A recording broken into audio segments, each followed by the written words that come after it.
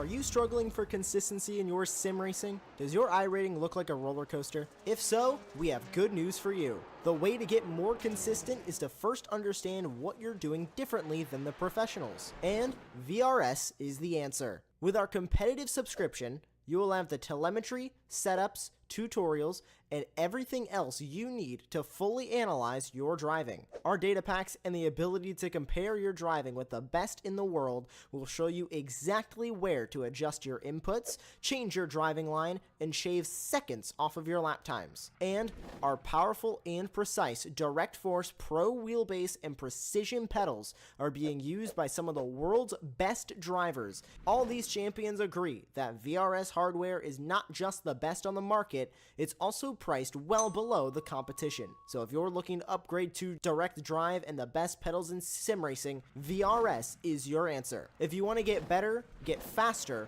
and make it happen sooner rather than later, you owe it to yourself to find out why so many people are switching to VRS. You'll be so glad that you did. Visit www.virtualracingschool.com and learn why the best use VRS.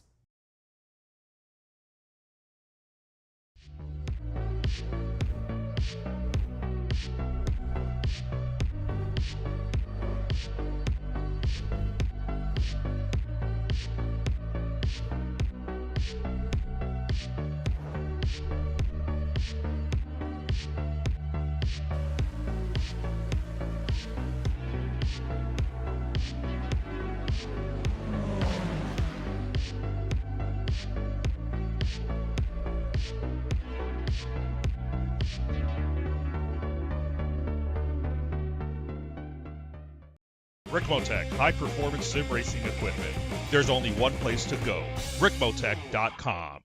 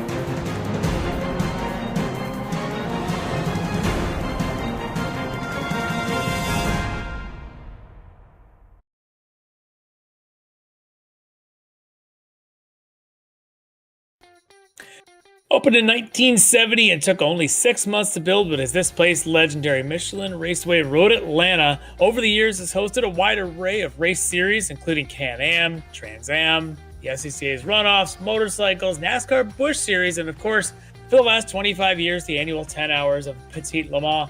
Well, tonight we're back at Road Atlanta. We're going to do more of that Le Mans-style racing multi-class with our drivers. We'll have to tame this 2.4-mile road course for 90 minutes of sports car racing. Welcome to round 3 of Season 8 of the Extreme Motorsports Ricmotech World Challenge, presented by Performa Elite and Buttkicker. Alongside me tonight is going to be Chad Dick. I'm Larry McLeod, and in the production truck, of course, we're going to have Lee Thompson giving us all the images and sounds from Michelin Raceway Road Atlanta. So, Chad, tonight, we've got an exciting race. This place a little tighter than perhaps our last couple of rounds. We were at Daytona and Fuji. How's that going to be for the drivers to get around this more narrow track? Yeah, I think that's the order of the day. It's a narrow track. This isn't going to be nearly as wide as places like Fuji where you can go 2 and 3 wide intentionally or opportunistically. Here, it's barely enough for 2 to go wide, and with the multiple classes, it gets dicey. This is fast, non-stop action. I raced here over the weekend at the IMSA Endurance Series, and that was 2 hours and 40 minutes of just pure non-stop concentration and action. So you've seen it yourself. You know what they're in for tonight. 90 minutes is going to be fun. So tell you what, I think we've got a nice ride-along track guide from Kevin Ford. Why don't we take a look at that video and see what it's like to drive around this beautiful road course. Welcome, everyone, to the incredible Road Atlanta located here in Braselton, Georgia. Great to have you with us as we provide you your track guide today around this 2.54-mile, 12-turn road course. Well, let's get started to head up around this final corner here. We'll come out onto the front straightaway, one of the shorter straightaways here at Road Atlanta, surprisingly. Heading down into turn one, this is a very fast sweeping right-hander, an uphill exit out of apex. This will bring us into the blind entry of turn two, and then heavy on the brakes right back to the right for the entry of turn three, and then we'll come into the apex of turn four, back to the left. This will set us up for the downhill S's. Very fast section here, very tricky. Heavy on the brakes, now out of five, and up the hill as we come over the crest and head towards the double right-handers of turn 6 and 7. Heavy on the brakes here. We'll come down through 6. This will bring us uphill into a blind entry, searching for that apex there of 7, then out onto the backstretch. This is where all the overtaking is really primary here at Road Atlanta. Very long straightaway, around turn 8 there as we exit. This will bring us up to the very slight right-hander of turn 9. But again, you can see all the space here for drivers to use that slipstream and then get a move coming down into turns 10A and B here. Back to the left, take a lot of curb there, right back to the right to set up that exit up over the hill and under the walkway bridge. Here we go, down the hill, out of 11 and into that final corner of 10-12 at speed, across the stripe. There it is. There's your track guide for the incredible Road Atlanta. Thank you for being with us.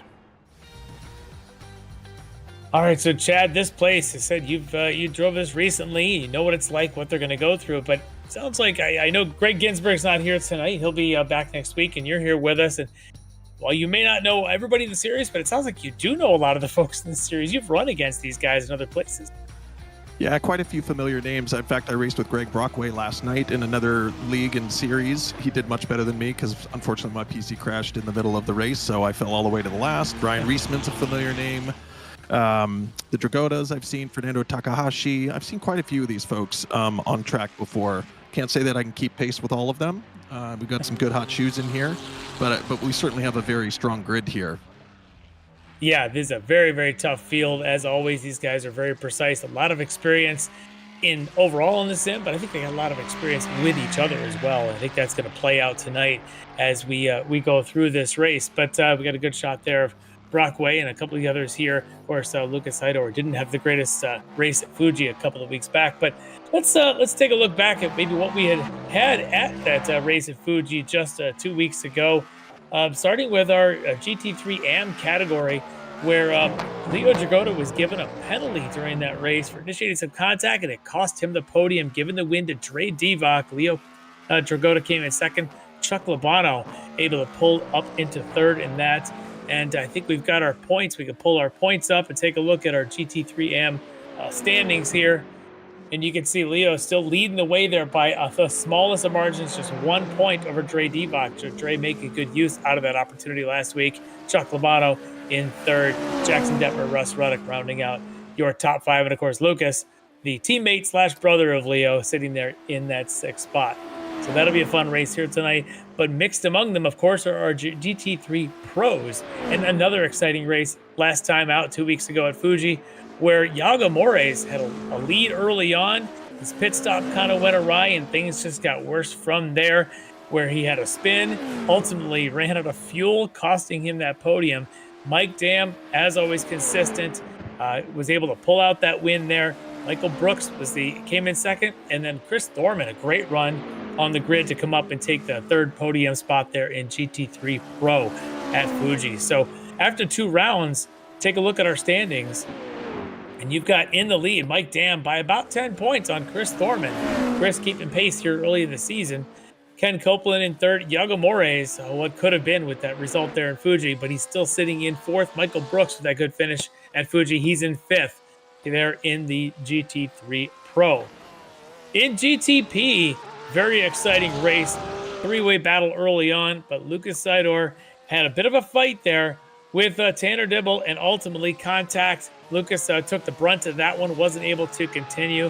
Tanner, though, was able to maintain, and even despite a drive-through penalty, still ended up on the podium in third, and second was Ryan Reeves. But it was Bailey Petrowski, always consistent, taking the win there at Fuji. So taking a look at our points after 2 rounds in the GTPs, Bailey, on the strength of that win at Fuji, has the lead on Ryan Reeves and Ryan Reisman. So the 2 Ryans there, just 2 points apart between second and third. Ben Rose fourth, and Bobby Childs, the fan favorite, they're in fifth. We'll see how well those can do, or can some of our other drivers get a shot at getting some good strong points here in round 3. So so far, Chad, here in qualifying, we've got a couple of folks here starting to lay down some quick laps.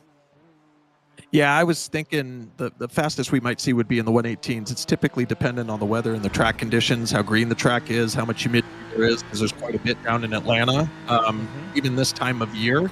I think I've been seeing most of the races I participated in and watched, kind of low 119s is certainly hot pace. So it's not like these guys are not reaching their full potential by not getting into the 18s. So I think we're going to see a pretty tight field here, because there's not a huge spread. Obviously, as we look here between the GT3 pros, our top 10 are all within a second of one another. And on this fast track, which is only, 78 seconds, you can make up a second pretty quickly if somebody makes a mistake. So it looks like we got some pretty tightly packed grids here in the GT3 class.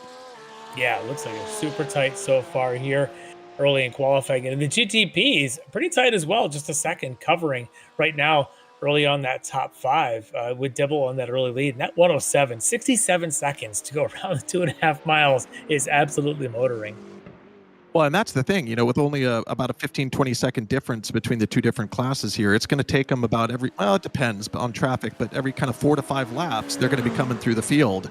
And after they cycle through a couple of times, the grid will get pretty spread out. And that's why it feels like constant nonstop action, because you're either battling somebody in your class, you're navigating traffic that may be, between the Pro and the M and the GT3s, or you got to keep your eye on the rearview mirror and the relative, because boy, do these GTPs come up quickly, especially on that back straight. They do. And when you're catching them on the back straight, going down into the chicane is probably one thing. But when you're catching them going up the hill after 1, heading towards the treacherous turn 3 and down the S's, what can you do if you're in a GTP car coming up on a GT3, or vice versa when you're coming together up in the S's? Yeah, you're bringing back nightmares for me on Saturday, but I'll tell you how I do it. So when I come around turn 1, if I have any traffic on my tail, I'm not hitting the brakes, but I'm going to track out wide, and I'm going to hug the left-hand side of the track to leave 2 lanes of traffic. And, if the prototypes anticipate that, they can just blaze right past you before they get to the top of the hill. If they meet you at the top of the hill, then you got a different strategy. I try and track out left and just hug the curb all the way around and to the entry of the S's. So kind of turn 2 and 3, I got to stay left, and that'll leave 1 or 2 lanes of traffic for them to pass you before you enter the S's. The last thing you want to do is get stuck going down the S's side by side, or worse yet, have an impatient prototype on your tail who tries to pass you before turn 5. Happened to me on Saturday. It did not end well for the prototype, because he just can't make the turn at that speed. Ended up spinning in front of me and collecting about 15 cars. Thankfully, I got through pretty unscathed. That's the sketchiest part. I think the anticipated passing zone will be at the end of the long straight down into 10A and 10B. If you know what you're doing and you can lift on the way down, either give them the outside lane or the inside lane, you can do it either way. It just takes a little bit of communication and coordination between the classes to make sure we don't have any contact there in 10A. Yeah, it's going to be treacherous. Well, we have an opportunity here to talk to one of our drivers. We got Ryan Reisman sitting in the green room. Why don't we bring him in, get a little chat from him? Currently sitting, I believe he's 7th in that GTP field. Maybe we'll get a sense of what his plans are for getting through this very tough GT3 field. So, Ryan, welcome. Well, welcome, guys. So we were just talking about the fun that it's going to be every probably 3-4 laps around, trying to have to get through this GT3 field. From a GTP driver's perspective, what's your plan? What's your thoughts? How comfortable are you making those passes? Oh man, it's always tough here. I mean, this is one of these tracks that you need to have participation in both classes, and I mean, the real guys don't even get it correct most of the time. Also, so I mean, my key is just to survive. Yeah, and that's Chad. You were just saying that sometimes how difficult it is and how it can go wrong very quickly. Yeah, I think if you can get side by side, the prototypes probably have the advantage. They're a little sturdier car, so if there is, door-to-door contact, I would put my money on the prototypes to survive, not the GT3. But Ryan, what's been your experience in terms of, navigating traffic in tight, twisty turns like this in this car? It's pretty good. I mean, it doesn't have the low end punch out of the corners. DNA actually came from the LMP1 era in iRacing. So we're used to having our boost butting back in those days, and it was definitely a learning curve coming to the hypercar where you don't have the boost butting coming out of the corners. I just get on side of them and hope they see me. I wondered if, with 4 relatively new cars in this class over the last couple of releases, you've chosen the Cadillac, if I'm correct. I'm curious if you can share your thinking process or your trial process for how you settled on which GTP to drive. Yeah, so basically it came down to what we have for setups. This car has been in the service for a season now. That's why we didn't make a change this season. So we kind of have an arsenal of setups for the car, so we don't have to build them from scratch. And that's kind of why we're staying with the Cadillac for at least this season. And it's American-made car, so. Oh, USA, made in America. Well done. Exactly. That's why we have our nice American flag on the side of the car, That's awesome. So Ryan, I think this is what your second season running in the GTPs and in the Ricmotech series. I like to ask, what's been your impression so far and the experience you've had through about a season and a quarter? Oh man, I mean, this is really good racing. It's really helped with racecraft. You can't really get this in the iRacing Open Series, and it's really given me a lot of confidence to make the passes on all the classes. Yeah. Can you expand on that a little bit? Like, for somebody who might be watching who does primarily public lobby racing, what would you describe as the biggest differences between a league like this? So use this one in particular compared to your experience in the public lobbies. What are the maybe advantages or disadvantages you see? There's a lot more respect in the leagues. There is a lot more give and take. The other thing that's nice is you're starting to learn all the drivers in the league, and you see them every 2 weeks and kind of get a feel for their driving, how they drive, and which ones to look out for and which ones that you can trust more and that type of thing. Well, we promise not to ask you who to look out for tonight, but we'll probably get a sense of who your friends are on track. Unless you want to tell us anyway. Time will tell. Time will tell. Secret information. Lastly, I guess I'd like to know is this track kind of short, kind of narrow. Is this one of the more fun tracks to run a big, long car like a GTP, or is that car more at home at a Daytona, Fuji, or a Le Mans? Yes, I would prefer other tracks in this one in multi-class. This is a really fun single-class track is how I like to say it. I really enjoy the track, but with traffic, it makes it difficult and Yeah, this place is awfully narrow, and we see how the pros do it, and sometimes they get it wrong when they run the Petite Le Mans every year there. I think that may be coming up here soon, but we'll see. Hopefully, maybe tonight we'll show them how this league can do it right through multi-class racing around this place. Yes. All right, Chad. Well, appreciate you joining us here before the race, and good luck tonight. And as like I always say to our pre-race interview, with any luck, we'll maybe get to talk to you again in about an hour and a half. Yeah, hopefully. All right. Thanks, Chad. Thanks, Ryan. Have a good race. All right, so Chad, as we kind of get things ready, it's one thing about a short track is everybody gets their 4 laps in pretty quickly, and it looks like everyone's gotten in, or those that want to have it, and they've gotten their laps done. Now they can just kind of sit and stew and think about this, and maybe strategize about how to make all these passes they're going to need to make on this little track for an hour and a half.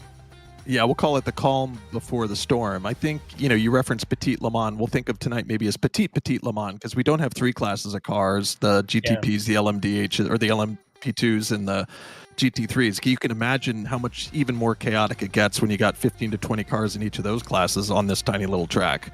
Yeah, so I keep hopefully saying, By the way, I keep saying an hour and a half. That's actually next time out in 2 weeks. Tonight is a 75-minute race, just to make sure that's clear. That we've got the right length of race for the for tonight's event.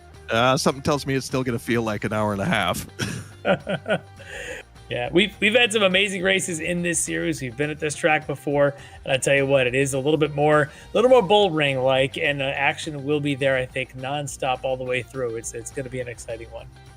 Well, I think one of the things we failed to point out in qualifying, which is good to remind our viewers, once the cars get mixed up and we get into the flow of things here, we're going to have all three classes, running on the same track together, and you want to know how to tell them apart. So obviously the prototypes and the GT3s are easy to tell apart by the shape of the car, but within the GT3 class, as I understand it, the Pro class is Ricmotech red, and we've got green in the AM class. So if you look at the banners on the windshield, the rear view mirrors, and then the wing tips, you can find your favorite driver by matching color and number with what's flying by on track.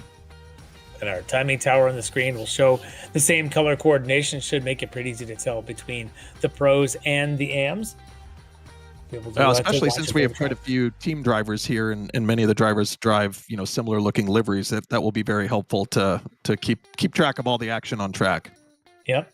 Also want to mention, we've got a Buttkicker on board now for the second season here in this series, and Buttkicker is offering a Buttkicker Gamer Plus package to be given away to one lucky driver this season. At the end of the season, they're going to be drawing one name out. Of course, to get your name in that drawing, you got to compete in the series. Prize valued at about $280. So we really appreciate Buttkicker being on board and providing that awesome prize again this season. It's going to be a neat one come the end of the season. But we're about to start round 3. I see the grid already starting to queue up over here. So let's run through the grid. Tell you what, Chad, I'll go through the GTPs and I'll let you get to the GT3s in a minute. Sounds good. On the pole tonight is from DNA Motorsports in GTP. It's Tanner Dibble going to lead us into turn 1. On the outside, Bailey Petrowski from D2D. On the second row on the inside, it's going to be Lucas Sidor from Aerokinetics. And on his same row on the outside from SRT Esports, Ryan Reeves. On the third row on the inside, the second of our DNA Motorsports entries, it's Ben Rose, lined up alongside the Wrong Stuff's Ian Patience. On the fourth row, we just talked to Ryan Reisman from DNA Motorsports alongside Bobby Childs, the fan favorite from D2D. On row 5 on the inside, it's Fernando Takahashi from WJM Motorsports, and he'll be alongside Aaron Beaver from Aerokinetics. On row 6 on the inside, it's going to be Adam Ross from DNA Motorsports. He'll be queued up there with WJM Motorsports, Bill Mulfield. I think we've got one more. I think we've got Curlin Andrew, I think, is the last of the GTPs from the Voice of Source Racing. Yeah, he won't be that close to the GTP grid, but for the start. So as we continue down the grid in our pro class, taking pole is Travis Schwenke from Orion Race Team. On his side is going to be Robert Hartley in P2 for Orion as well, his teammate. In fact, all three teammates secured the top 3 spots. So Mike Dam is in P3, finishing up just a few fractions of seconds behind. We got Iago Moraes from The Wrong Stuff in P4, and next to him will be our top AM driver, Leo Dragotta, who has consistently been at the top of that class. We've got Ken Copeland coming next from Esport Racer, and next to him will be Jeff Brooks, the other Wrong Stuff teammate on the AM side of things. Michael Brooks, another Wrong Stuff driver in the pro class, is next. Next to him will be Chris Thorman from D2 Sim Racing. And then rounding out the field will be Jeff Jacobs from the SCCA and Alex Brown, Team Collusion.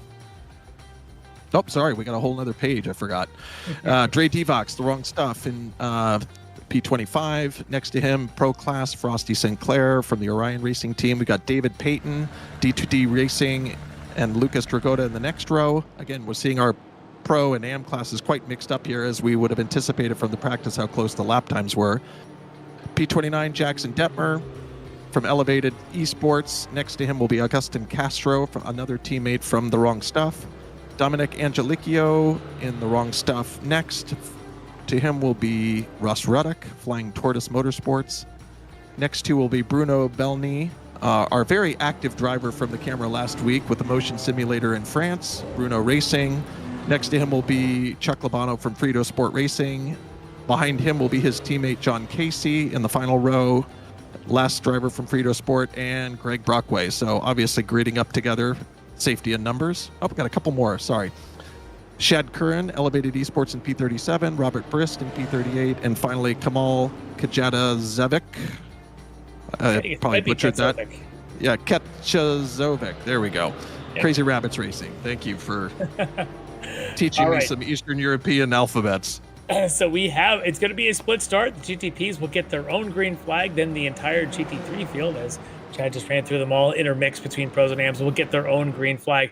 There is a start procedure here, of course, side-by-side starts, as you'd expect. They don't go on iRacing green. They'll use their own green based on the steward that tells them. It's going to be somewhere between basically the bridge and coming down the hill into 12. They're going to wait for that green call from race control.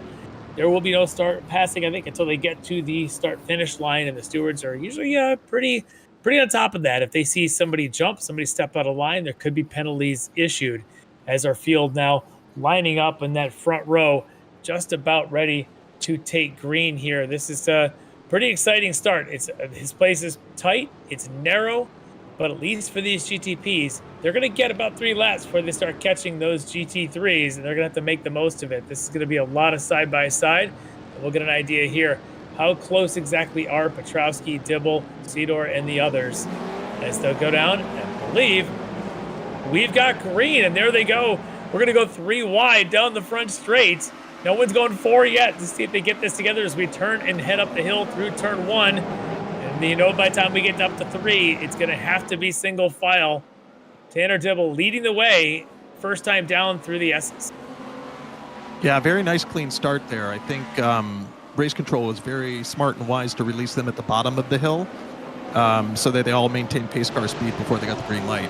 Yep, so we got our GT3s, and they are green, as you'd expect. They're more like 5 wide going down the front straight.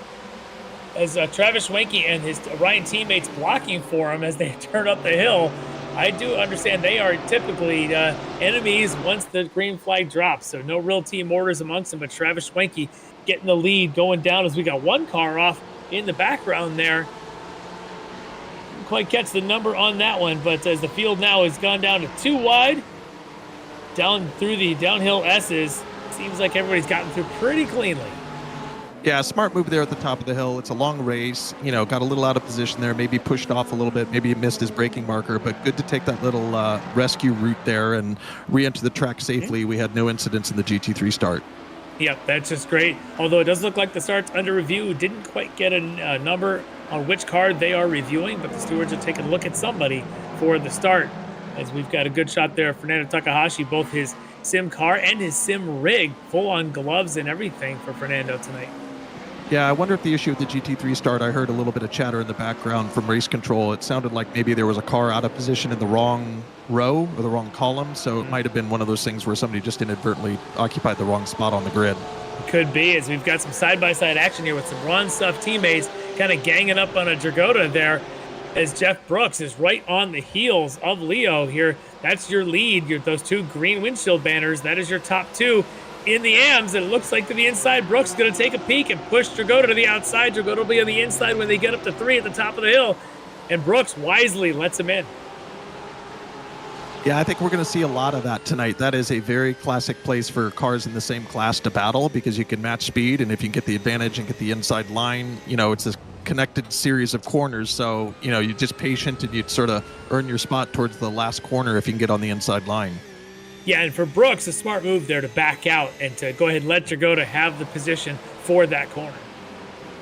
Yeah, I think that's smart driving when you signal sometimes that you've got the pace and you're there, but you don't necessarily force the overtake. It's lap 2 of a 75-minute race. There's no reason to be battling that hard so early. Oops. We've got a big pile. That's Ryan Reisman. No, we just talked to him, and there he is already coming around through 3 into the wall. I don't think he's alone. There may be others involved as well, but he may be calling it quits on the toe. Yep, Shad Curran's another one from Elevated Esports. He's off, and he's calling the toe. I think I see Fernando Takahashi back in there as well, and maybe even Bill Molefield. They could be a whole gang of them now in the pits already. Yeah, that's that trouble spot right there at the top of the hill in turn 3, where if the drivers aren't communicating well and staying on their lane, particularly the one who gets stuck on the inside turning right there, they can sometimes get thrown off the curb and inadvertently hit the door or the side of the car, or maybe the back quarter panel, and spin somebody who's trying to stay to the outside. So there's just not that much room up there. Yeah, well, here goes Alex Brown now, kind of watching the battle in front of him. I think a stray D-box just right in front of him. in another one of the wrong stuff entries. Zevok just a couple seconds back now as Jagoda and Brooks, the two leaders in AM, have been able to kind of sneak away a little bit as they had much better qualifying positions, as we do have a stewards ruling on the car number 9 going to be getting a bit of a drive-through penalty. That's Ryan Reeves. Yeah, from what I heard there on what Race Control just announced, he had, as I suspected, had occupied the wrong spot in the grid and didn't correct it before the race started. So he's got a drive-through penalty to serve as a result of that. Oh, little check up there, going through 6th, right behind Angelicchio, as he's getting in his Ferrari, get a good clean run off the next corner, just ahead of Belny. As they make their way down the back straight, it just looks like rush hour traffic right now, as now the GTPs start making their way through. Yeah, these first 2 passes through when the GTPs are coming through and everybody's still tightly clustered, it is just disorganized chaos. I mean, you just have to have your head on a swivel, leave space, do your best to lift, to let the faster cars by, and try and stretch the entire field out, because otherwise this stuff is just pure mayhem. Yeah, and it looks so fast. As they're coming down that hill at 175 miles an hour, the GT3s have got to be thinking quick, because I'm sure even the relative screen's full of GT3 cars until the last second. Suddenly they start seeing the different colors of the GTPs that are coming through as lapping traffic. That's a great camera angle Lee has given us right now to show us how the 2 classes can coordinate getting into the S's. You'll see he took the inside line there at the entry, but now he's being patient as he goes through the S's. He's probably going to track left here as the GT3 goes right, and that's how you do it without incident. Yeah, perfect call. Exactly. He went to the left, and I bet that's pre-coordinated. This league, this whole Ricmotech series here, they do a lot of practice sessions among each other, and they practice that because they know how important the multi-class racing it is to coordinate between the slower and faster classes. So not a surprise to see some of this going pretty well, and my fingers are crossed though every single time. I almost close my eyes when I'm on board thinking it's not going to work, but it seems to. Well, and I think, that's one of the things that we haven't talked about here with a narrow track and very fast cars, particularly the GTPs, which are wide and big, as you pointed out. There is a possibility for netcode in a few spots. I've seen quite a bit of it take people out, just in close, fast racing. It's like the algorithm just can't keep up with all the traffic and all the movement. I hope we don't see any of that tonight, but that is a risk at a shorter, narrower track like this with such, speed differentials between the classes of cars. Yeah, it is so difficult. Any little bit of space, it does count. So that netcode stuff really comes into play in a field like this. So it looks like the top 3 in the GTP or GT3 pros are pulling away. But here's a replay of the incident there with Reisman coming through and coming around. It looks like somebody's already across the track. Reisman just nowhere to go. Oh, that's unfortunate. Yeah, that almost didn't even look like real contact. That might have been the netcode we were just talking about there. He barely scraped the nose of that. And I know that's something that a lot of the guys who've been driving the GTPs, which are newer cars, have been complaining a little bit about, which is how fragile the damage model is. I think we saw how easy it was to knock off the rear wing of that car, even though the impact was along the side of the car. That's a bit of a head scratcher. I would imagine the folks at iRacing are still kind of debugging some of those issues. They may be. Yes, we got to look here at Lucas Jagoda, the other Jagoda brothers, sandwiched between a couple of pro-class cars. Right in front of him, David Payton from DTD and Augustin Castro just behind.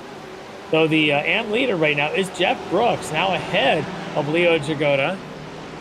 There's Chuck Labano, who had a podium finish in the M category 2 weeks ago, right there in that Frito Sport Ferrari. Russ Ruddock there, I think, in the 95 right in front of him, but they've got on their heels. I think that's the 19 of Lucas Sidor. Yes, I think that is. Is that Lucas or is that the 91? Try to get a number on that car. That's these colorful cars makes it hard to see the numbers sometimes when they go flying by. All of them going through. Yep, that is Curlin Andrew, who I think actually was stopped in the pits for a little bit, which is why he's kind of odd place coming through the pack. There is Jeff Brooks. He is your leader in the AM category, not to be confused, of course, with Michael Brooks. Two siblings, both in the series, one running a pro, one in AM. Jeff, and he's got the 118 of Leo Dragoto, the points leader, right behind him. And for Jeff, he's got brother and sort of teammate there, Michael Brooks, just a tick behind him. So maybe the two Brooks brothers, pun intended, can gang up a little bit on Dragoto. Looks like Leo needs his brother Lucas to get in the game. Well, that's an interesting story that's developing here, the Brooks brothers and the Dragotta brothers. I would say from a envy position, I'd rather be where the Dragotta brothers are sitting right now. You know, when you're sandwiched between two drivers in a higher class, it's a great opportunity both to save fuel and tires because you can maybe lift a little bit, but also you get front and back end protection on the traffic. So if you can stay tightly packed, the guy in the middle is actually quite insulated from the oncoming GTPs. Yeah, we'll see how that goes the next time the fast GTPs come flying through. Right now, looks like they've just got good single file GT3 action going down through the S's. But here's Bruno Belny, and there he is working hard. We saw him in that sim rig 2 weeks ago, and there he is hanging on to it. Man, that thing moves so much. He's getting a heck of a workout. The combination of the movement and the facial expressions, I could watch him all long. He just looks like he's having an absolute blast. And if anybody ever wonders, like, what's it like to have a motion rig, or should I get a motion rig, he's probably a pretty good promotional advertisement for those who like to move while they race. Yeah, and now he's got to look out. He's got one of our GTPs coming roaring through. And so we've got another start procedure penalty being assessed there, and that's on the number 7. Trying to check real quick which car that was. That should be Bruno Belny, actually, it looks like, as we're on board with. I'm sure he's not going to be happy to see that. As the arm goes up. Right on cue. Thanks, Bruno. Yes, ladies and gentlemen, this is live television we are watching. So in case you were ever wondering, we've got immediate feedback and reaction from the drivers here as he just learned of his penalty. Might be a good thing we don't have audio on Bruno right now. I speak French. I can translate anything he utters as an expletive. Yeah, he's going to go ahead and serve that penalty now. Probably a good idea. He was in the middle of some pretty heavy traffic. Not a bad idea to come on in as we take a look back out, now back on board with Jeff Brooks with the almost co-leader there with Leo Dragota just right on his heels. But no one in front of him. And do, though, see another one of our GTPs. Seems like every moment. Look at him slicing, dicing, coming through there. Yeah, I'll tell you, from my experience, that's a dangerous place to slice it up the middle because it's barely wide enough on that straight to go 3 wide. And if I was in a prototype car, I'd be thinking very carefully about the net code risk going through there because I saw one of the bigger streamers this weekend tried to take 2 runs at the IMSA Endurance Series, and both of them ended in about the same spot with unfortunate contact that it's just not enough room for 3 cars there. Yeah. Well, that was Bill Mulfield of the 91 being a little bit more cautious going through there than perhaps Curlin was. Curlin a little more aggressive, especially going into turn 6. Mulfield kind of waiting until they got off a 7 and down the back straight.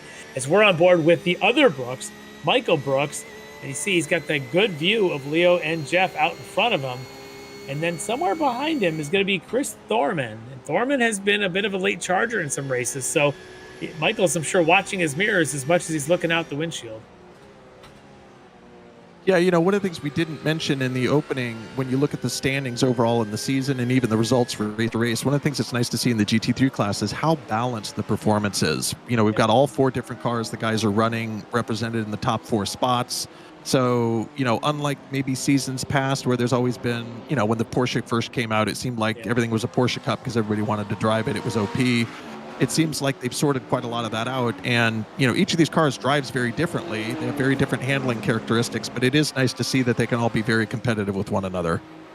Yeah, I mean, other than all the teammates that happen to be in BMWs there for the Orions that we're watching right now, the rest of the field, it's Porsche, and then it's the Ferrari, it's the Mercedes, there's a BMW, just running down those GT3s. We've seemed to have a pretty good sampling of all of them, and I think you're right. I think it's great that we've got decent balance, it looks like, this season that iRacing's given us, and it seems to play out really well in this Ricmotech series.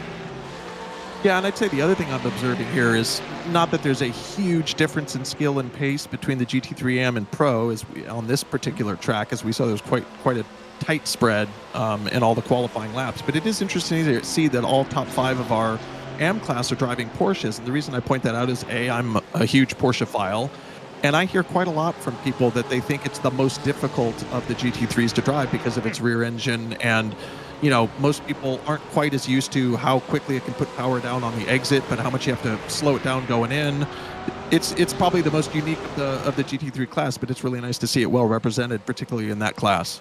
Yeah, and you may be right, and I don't have a lot of time in the Porsche, but I do know that a lot of folks do tend to like it this season. Maybe it's got a feel for them, but great to see that the good mixture, though, as we've got Tanner Dibble was the leader in the field. now working his way back through, and I see a little scuff on the front of that car.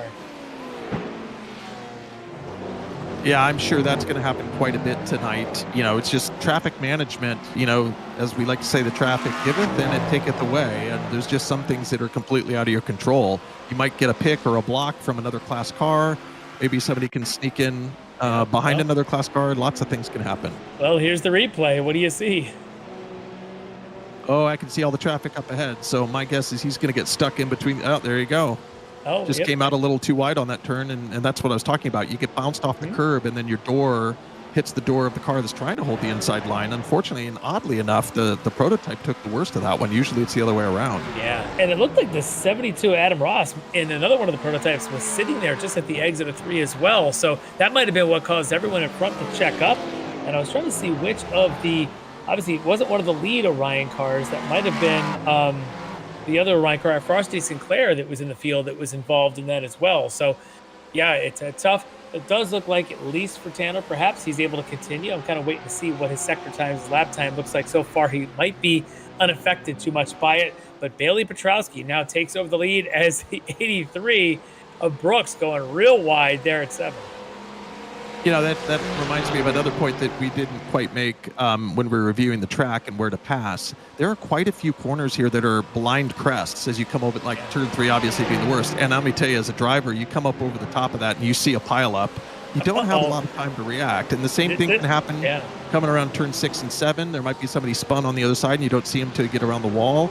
And it can happen down through the final turn, either coming around over the start-finish line, or sometimes people get tangled up trying to go into the pits, and the next thing you know, you got a pile up there, and you're coming through full throttle. So that's where really messy things can happen. Well, you had said pile up just as I was watching that crowd 3 wide coming into 10A, 10B, as we got a couple going off. And is that Lucas Sidor? No, it's the Thorman and Sidor. I think both of them involved there as they were going through one. Somebody got caught in the outside and they get tangled.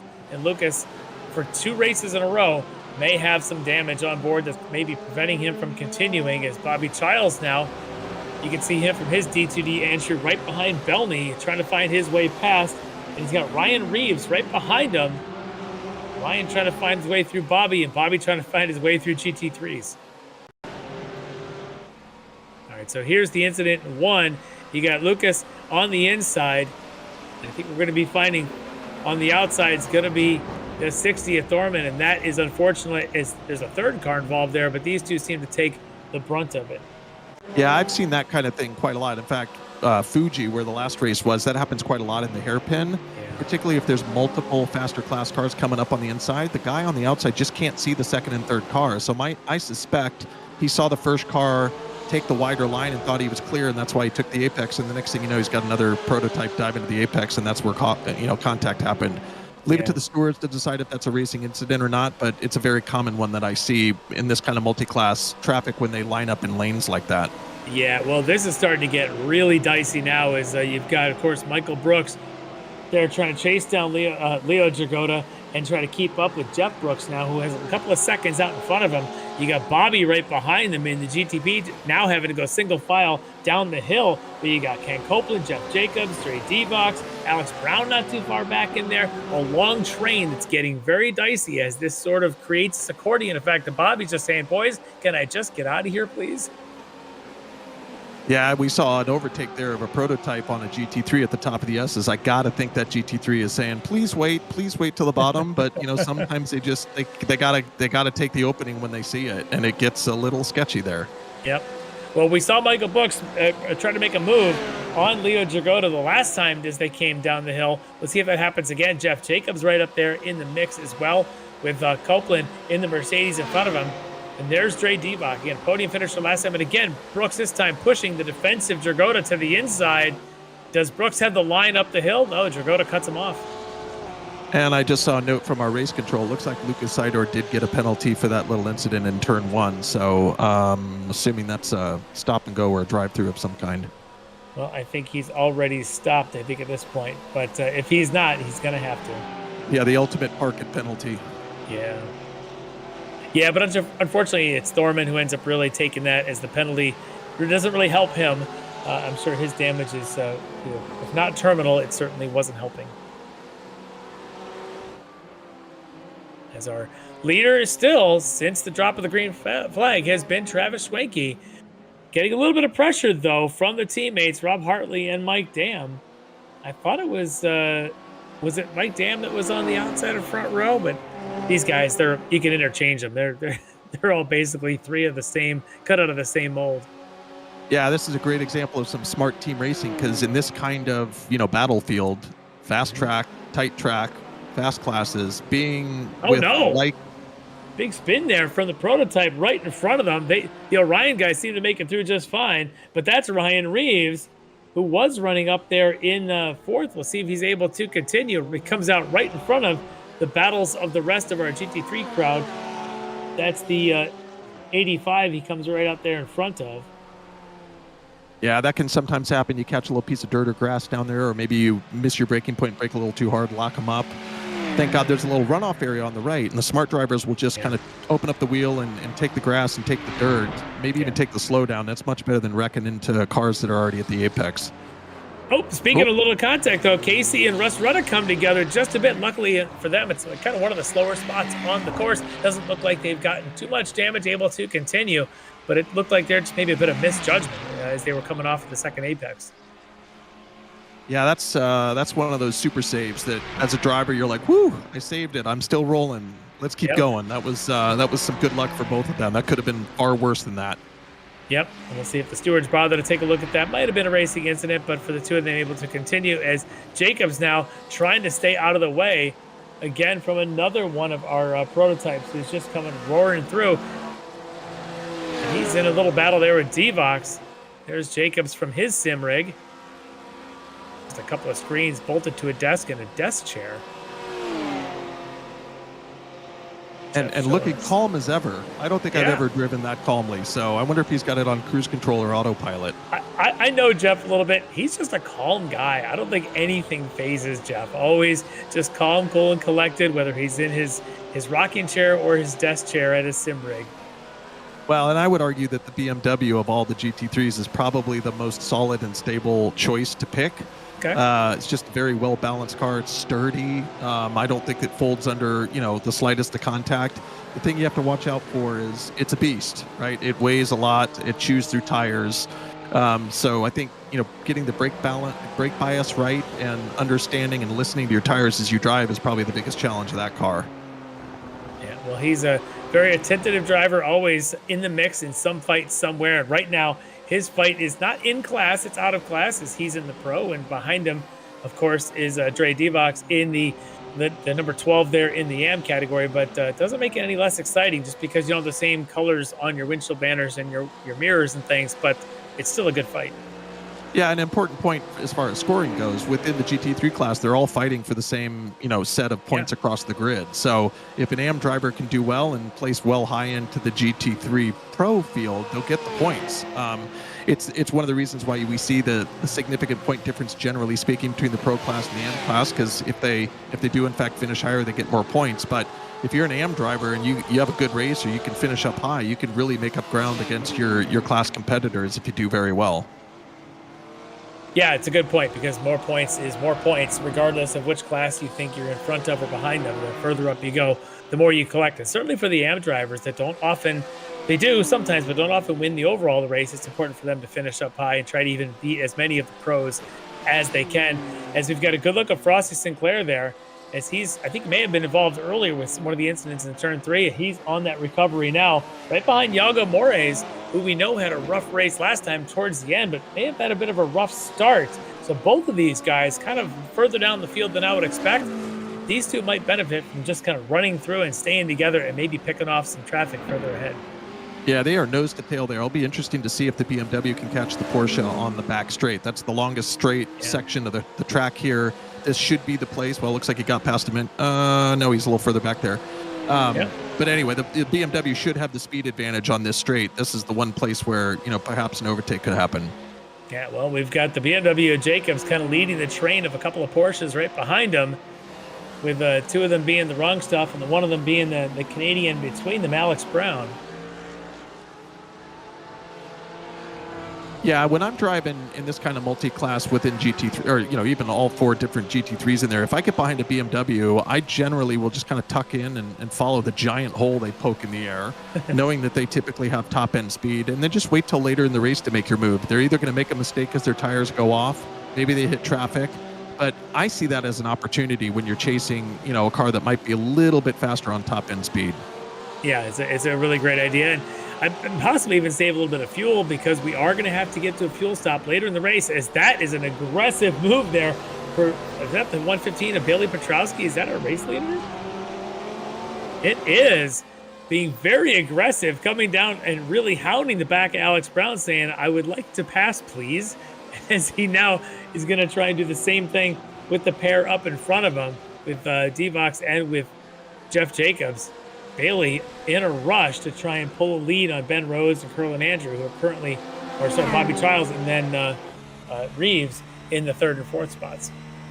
Yeah, so that's one of those things where context really matters, because Bailey's got a good 6-second gap to his next nearest competitor. So while I know he's in front and he's in a hurry and he wants to build on that, you also have to weigh that against, the risk reward of trying to overtake through the S's. And I would say, I heard over comms there the drivers coordinating a little bit, and the GT3 driver asking him to please wait, and it sounded like he heeded that. So my guess is that's why that worked, and a good illustration of the difference between public lobbies and league racing, because these drivers know one another, they're on shared communications, they're trying to coordinate, and they made it work there. I've seen far less coordination than that in some of the public lobbies, and it usually ends in tears. Yeah. This is not coordinated, though, because this is all GT3s. 2 of them are in the pros, of course. That is Michael Brooks right behind Dragotta, and then in front, right behind him is Ken Copeland in one of the, I think maybe the only Mercedes in the field.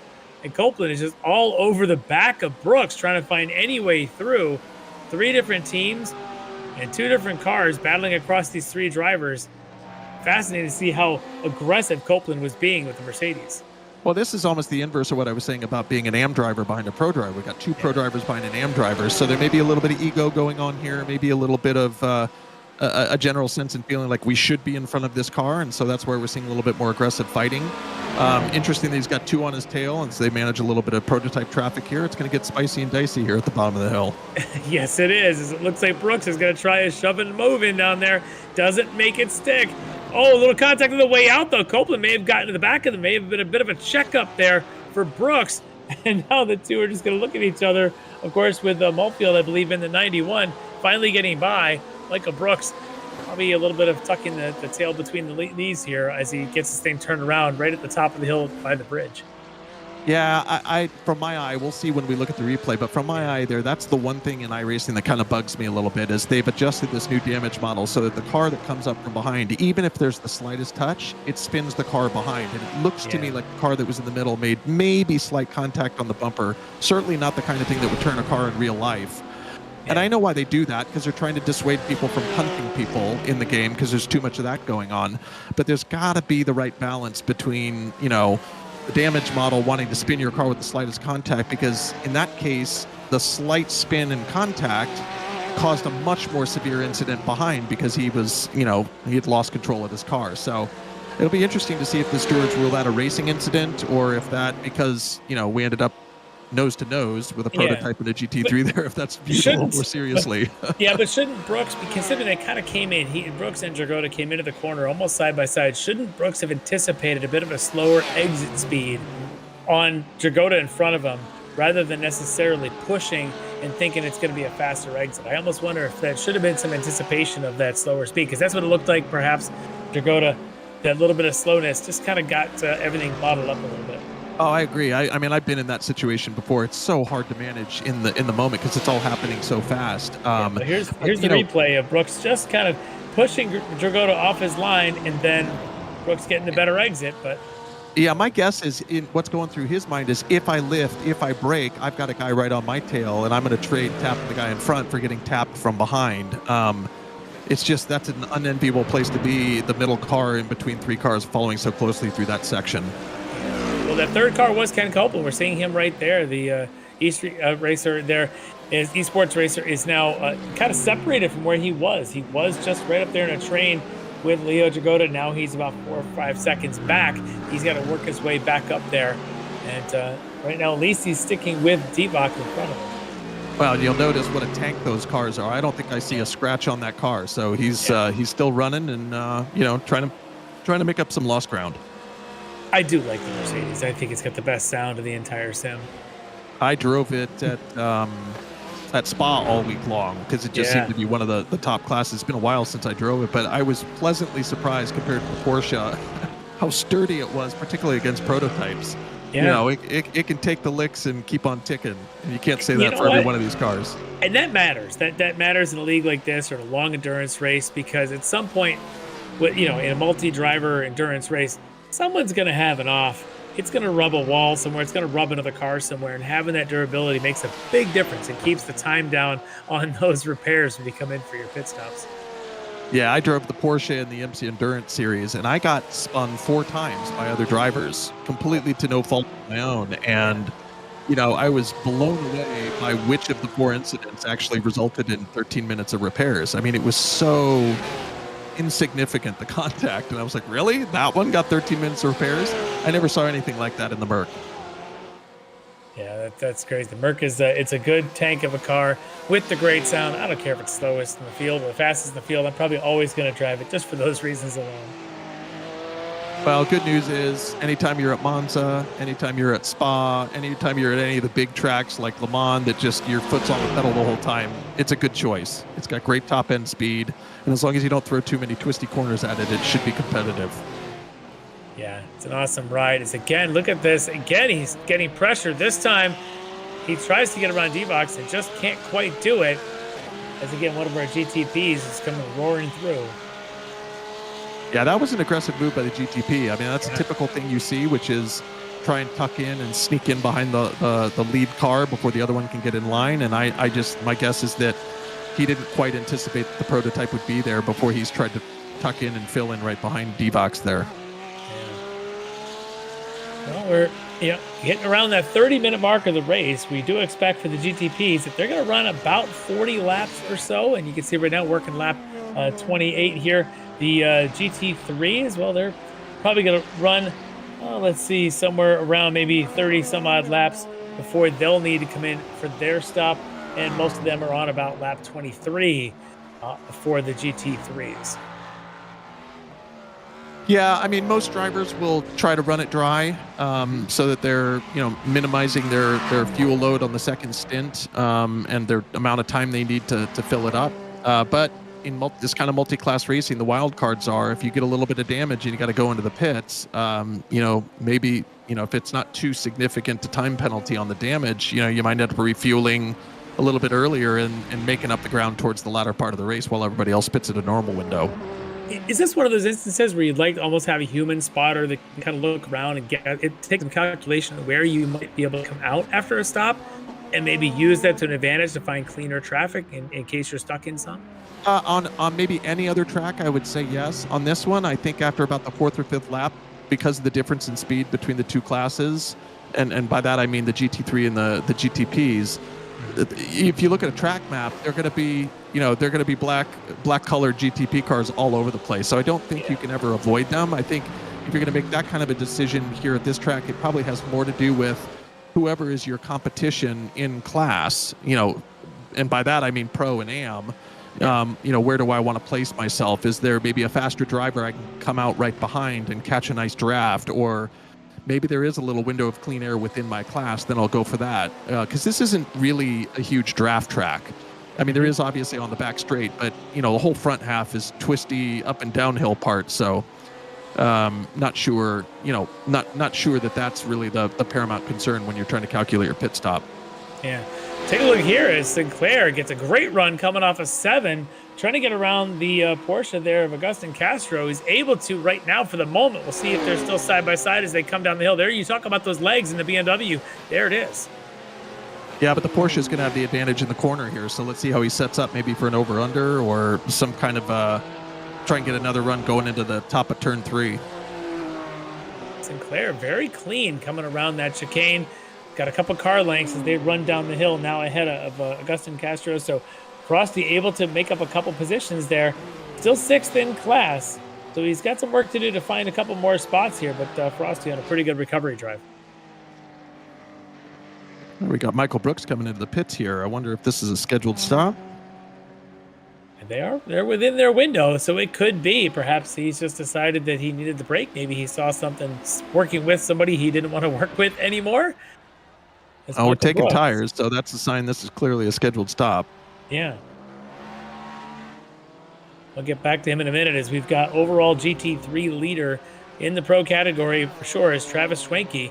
Looks like now he's built up a little bit of a margin. Look at about a second and a half on Rob Hartley, his teammate. Mike Damp's a little closer to Rob than Rob is to Travis. So a little separation there. I don't know. Maybe that's just a little bit of trying not to stay in any wash. Maybe a little better tire wear. Or maybe Travis has just got the rhythm tonight. Yeah, there's still quite a lot of time left in the race, and all these cars need to pit stop. So, second and a half is the kind of thing, particularly if the car's behind it and saving fuel, they can make that up easily in the pits. So, some teams will do this where they'll swap positions with all three cars within the same stint. Sometimes they do it between stints. So just let one car be the lead car. And as a result, he's probably getting low on fuel and wants to burn out as much as he can to get as much of a lead, knowing that he's going to get back time in the pits because the guys have been fuel saving behind him. Yeah. Well, I'll tell you what, as we are just about top of the hour here and we're talking about fuel stops, why don't we have an opportunity to see some of those and watch the field shuffle? Why don't we take a quick break before everybody makes their stops? We'll let the partners and sponsors tell us what they've got for us, and we'll come on back in a few minutes for the second half of the race. So you are watching round 3 of the Ricmotech World Challenge here on Apex Broadcasting, and we'll be right back with the second half of our race. Ricmotech high-performance sim racing equipment. Whether you're just looking to have fun, train for race day, or become a serious esports competitor, Ricmotech has you covered. Hundreds of name brand parts. Support from experts that love sim racing. Trusted by the pros. There's only one place to go, ricmotech.com.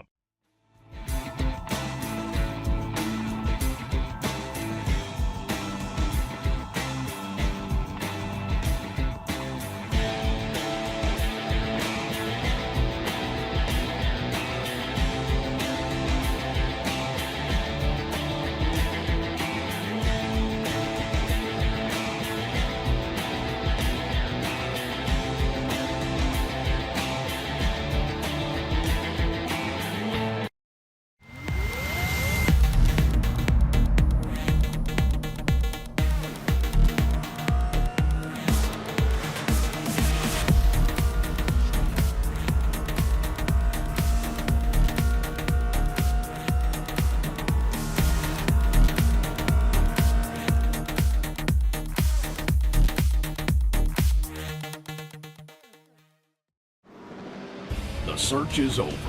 The most comprehensive league scoring solution is here, with the ability for multi-level championships, custom incident tracking, post-race time penalties, support for heats, drop weeks display, multi-car team scoring, advanced web widgets, rookie championships, a custom paint system, and load those results in seconds. Visit extremescoring.info today. All right, and we are back at Road Atlanta with our Ricmotech World Challenge.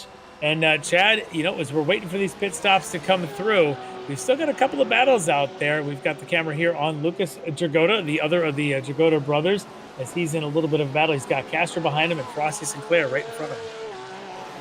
Yeah, this has been a kind of a tight trio the whole race, all jockeying for position. I think we, as I was saying earlier, I think it's a really enviable position for Lucas to be in, being sandwiched between two drivers in the higher class.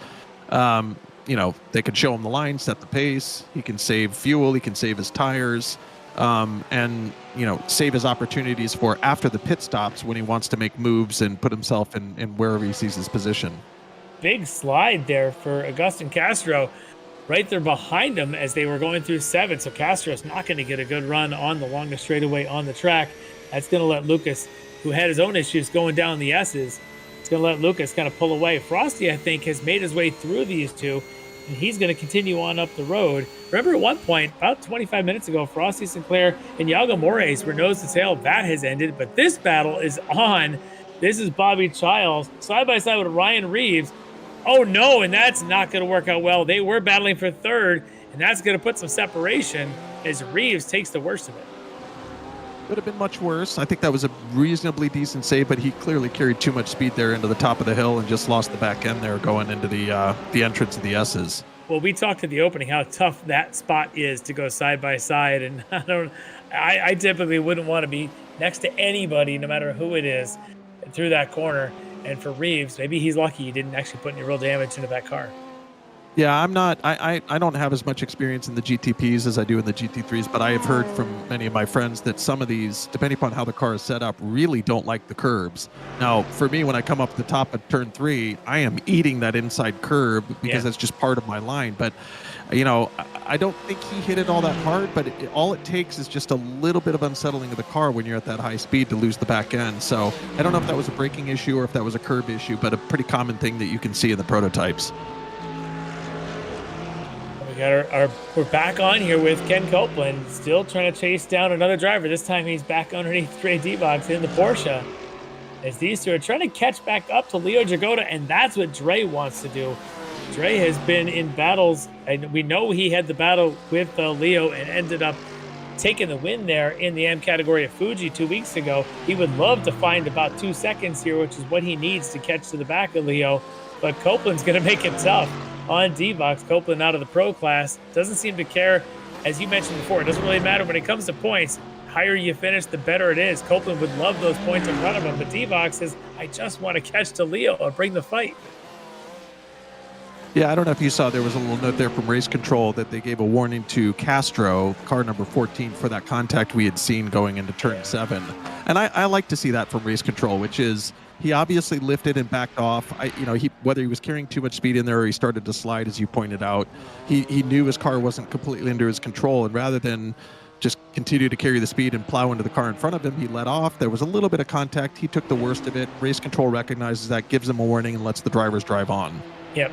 All right, so this is exciting. I was saying before that Travis had a nice little buffer on his Orion teammates. That is gone as Rob Hartley has suddenly found a little bit of pace, put together a lap or two, and now Hartley right underneath the back of Travis Schwenke as they go down the S's at around turn 5. Yeah, I wasn't sure if I saw that correctly. Did they just come out of the pits, or was that just them coming up turn 1? Okay. I don't believe they have. There was some other traffic that was coming out of the pits at the time they went by, but I don't believe either of these or any of the Orions, the 1, 2, 3, have made their stops yet. Yeah, for those who haven't made their stops, you got to pay attention, particularly as you come screaming around turn 1, because you want to track out to the right, which is right where the pit exit is, and those guys are just building up speed, so there could be a pretty big speed differential at the top going into turn 3, which if people don't have their head on a swivel and aren't paying attention, I've seen some unfortunate contact within the same kind of class of cars, as well as between classes. Yeah, still waiting for quite a few cars to make their stops. Travis Schwenke, Rob Hartley, Mike Dam are 3 of them that are still yet to do their stops.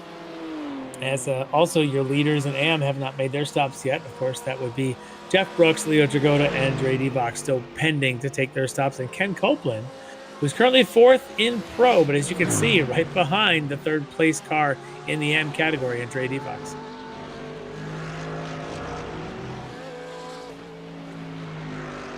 Nice shot of Ken's cat's ears as Ken just says, this is when I'm coming in. A little rub of the wall there for Leo Jagoda, it looked like, coming down into the pits. Oh, I've seen some real mess ups as people come into that pit. If they miss their pit limiter, they miss their braking zone, that's a sharp turn. I've seen people clip the wall, spin around, and end up completely backwards going into this pit. It is not the easiest of pit entrances if you don't practice it.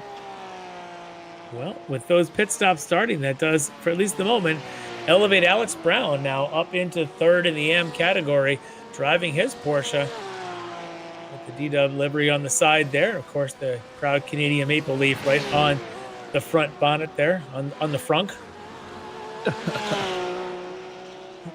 Yes, proud Canadian, and showing the nation's colors there. I don't think we can mistake him for the one with the big American flag. Yep, he's very proud of it and seems to always find a little extra gear whenever we go run at Mosport. So, but doing very well here tonight at Road Atlanta. So at this point, it looks like just about everybody from P17 down through the grid has pit. So we're still waiting on the top front runners to come in, but most of the guys that were a little deeper in the field have gone ahead and taken their pits for one reason or another, whether it was planned. I've seen a couple of guys have gone in a few times, so there might have been some drive-throughs or some damage that needs to be fixed there. But we're going to start to see the rest of the cars coming in here in the front half of the grid as they start to run out of fuel. Rob Hartley has definitely found an extra bit of speed in the last 10 minutes or so as he is just pressuring Schwenke for the lead. This is your leaders. We know they're teammates, but I'll tell you what, they often just throw out those team orders when they get down into it. And, they work together to set things up and get out here. But in the end, they are individuals trying to win races. And for Hartley, one of the highest I ratings on the platform. We've talked about it before. He's up in there in the top 5 or top 10 when it comes to his I rating. He's got a ton of experience, but we also know, talking to these guys, that Schwenke does a lot of the car setups. He knows the cars. He obviously gets a lot of seat time setting each one of them up. And Schwenke is going to be the first of those 3 to come into the pits, as Hartley will then resume the lead. Yeah, that looks very much like team coordination going there on the pit strategies. So almost the inverse of what we were saying before, front driver trying to jump out as far ahead because they're going to pit together. This one, it's almost like he let him in close because they knew he was going to pit. Whether it comes out ahead or behind his teammate once they both cycle through will be yet to seen. I would imagine that as teammates are probably saving the battling for after the pit stops. It's possible. The other thought could be is that Travis said, you know what, I'm tired of giving draft and possibly fuel savings to Hartley behind me. I'm going to go in now and stop giving him that advantage. It'll be interesting to ask them that question if they end up on the podium in the end and we end up interviewing them. Well, back to your point about I rating, when the 3 of them were nose to tail, I think we had 20,000 I rating between the 3 of them. So unfortunately, we've broken up the I rating monopoly, and we'll have to see if they can come back together or not. Yeah, we get some big hitters across this entire field. There's some big I ratings on everybody, and it's great to see, and a mixture of both. We got some folks that maybe don't do a lot of public stuff and get their I ratings up, but as we've got now into the pits, Chuck Labano, Jackson Detmer have each now made their way in. Chuck in there, of course, with the space goggles, also known as the VR setup on his sim rig. And so we've got another look at Jeff Brooks right there behind Dominique Angelicchio.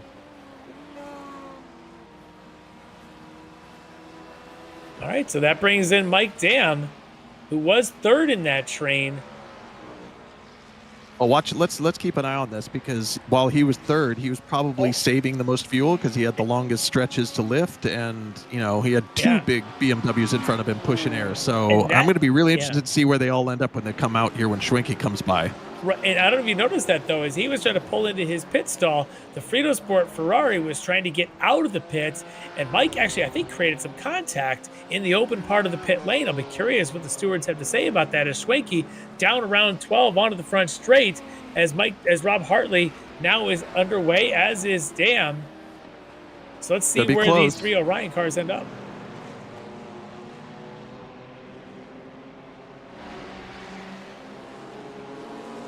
So it sounds like Hartley may be into the lead there in that number 3 right in front of, I think that's the 23 in the prototype, just going on by of Fernando Takahashi. Hartley, though, up to the front of the field by just about 1.5 seconds on teammate Schwenke, and then Dam another 1.5 back in 3rd as your race leader Bailey Petrowski now down pit lane. Well, you look at Hartley coming out of the pits there. Don't underestimate kind of like how stressful that is, because he's coming out on cold tires, having to replace his tire. He's got a full tank of gas, and then he's got a GTP screaming up his tail into turn 3. Last thing you want to do is lose the car turning into turn 3 and not even finish the first lap of your second stint. Yeah, we've talked to some of the drivers over the seasons of doing these 75-minute formats. Sometimes they change tires, sometimes they don't. In this case, it looked like perhaps that they did. Is that just a Road Atlanta thing? Is this place, is it just more abrasive than perhaps some other tracks? It can be. It depends on your driving style, quite honestly. Some people like to set the car up without a whole lot of wing and get a lot of slip angle, and they can chew through their tires. I tend to have a slightly different style, which is I look for draft and I look for lifting, and I try to be efficient in how I'm using my gas and my tires. So I usually have the option of whether or not I'm going to take all the tires. But in this case, even though it's a one-stop race, they should be taking enough fuel for the second stint to allow them to replace all 4 tires, if my math is correct. So I think they're running at like 80% fuel or something like that. So that should still be enough. You need about 22 seconds of filling time to replace all 4 tires. It's not exactly the same amount of time for every tire and every model. And it's actually something that people should probably test when they're preparing for a race. Like, change 1 tire, change 2 tires, change 3 tires, and see what the time differentials are. Right. One of my teammates actually discovered that certain tracks, depending upon which side the pit is on, different tires take different amounts of time in different classes of cars. So it can vary. It's not a set standard number for all classes and all cars.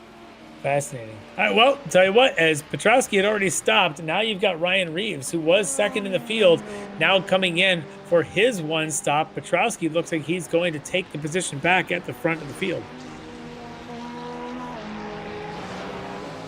Yeah, he's got quite a gap there at the front that he has built up. So it looks like, at this point, he's probably going to be managing the lead, managing the gap. Well, we know that that's never a done deal in this series or with this sort of mixture of speeds between the prototypes and those GT3s. So we'll keep an eye on him as Agustin Castro there still in the battle with Jackson Detmer between the Pro and the AM drivers. Detmer right now with the advantage in that BMW, having just gone by. But Castro, I'm not sure that the side of that car looks as straight as it did when we went green about 48 minutes ago. Probably not. It is interesting to note in the top 4 positions of our GTP class, 3 of the 4 are the Acura. We have a Cadillac in P2 and a BMW in P5, and then you get to the first Porsche in P6. That's kind of consistent with what I'm hearing from the drivers that I know that have been running the GTPs. I don't own the Acura, so I don't have any firsthand driving experience in that car, but I have heard, with the turbo that it's got in it, it's got a nice little punch on short tracks like this. So it's kind of the GTP equivalent of a short stack, and it gets really good acceleration out of the corners. So I don't know if that's contributing to its overall performance. I know it's a very strong car, but it's I think of the 4, it's the one that's the most different and requires a little bit of learning to drive. Interesting. Well, we've got the Cadillac in second right now of Ben Rose, as Reeves, after his pit stop, has dropped into the 3rd spot as he's coming down the hill there, just sweeping around one of our wrong stuff drivers in the GT3. That's the 85 of Jeff Brooks. You're not just any AM driver, that's the AM leader, in fact, Jeff Brooks, that he just went by. There he is. Looks like everyone should have taken their pit stops now to this point. So with about 25 minutes left in this race, now it comes down to the chase. If you can't rely on a pit stop to make up ground, now you got to do it on full merit. Well, and I think the other thing that we're seeing is this is the point in the race with all the pit cycling done that maybe the drivers are the most spread out. So there should be action happening everywhere on the track, but we also start to see cars having a little bit of space, maybe to gather themselves up and plan their strategy here for the last, 25 minutes or so of the race. Yeah.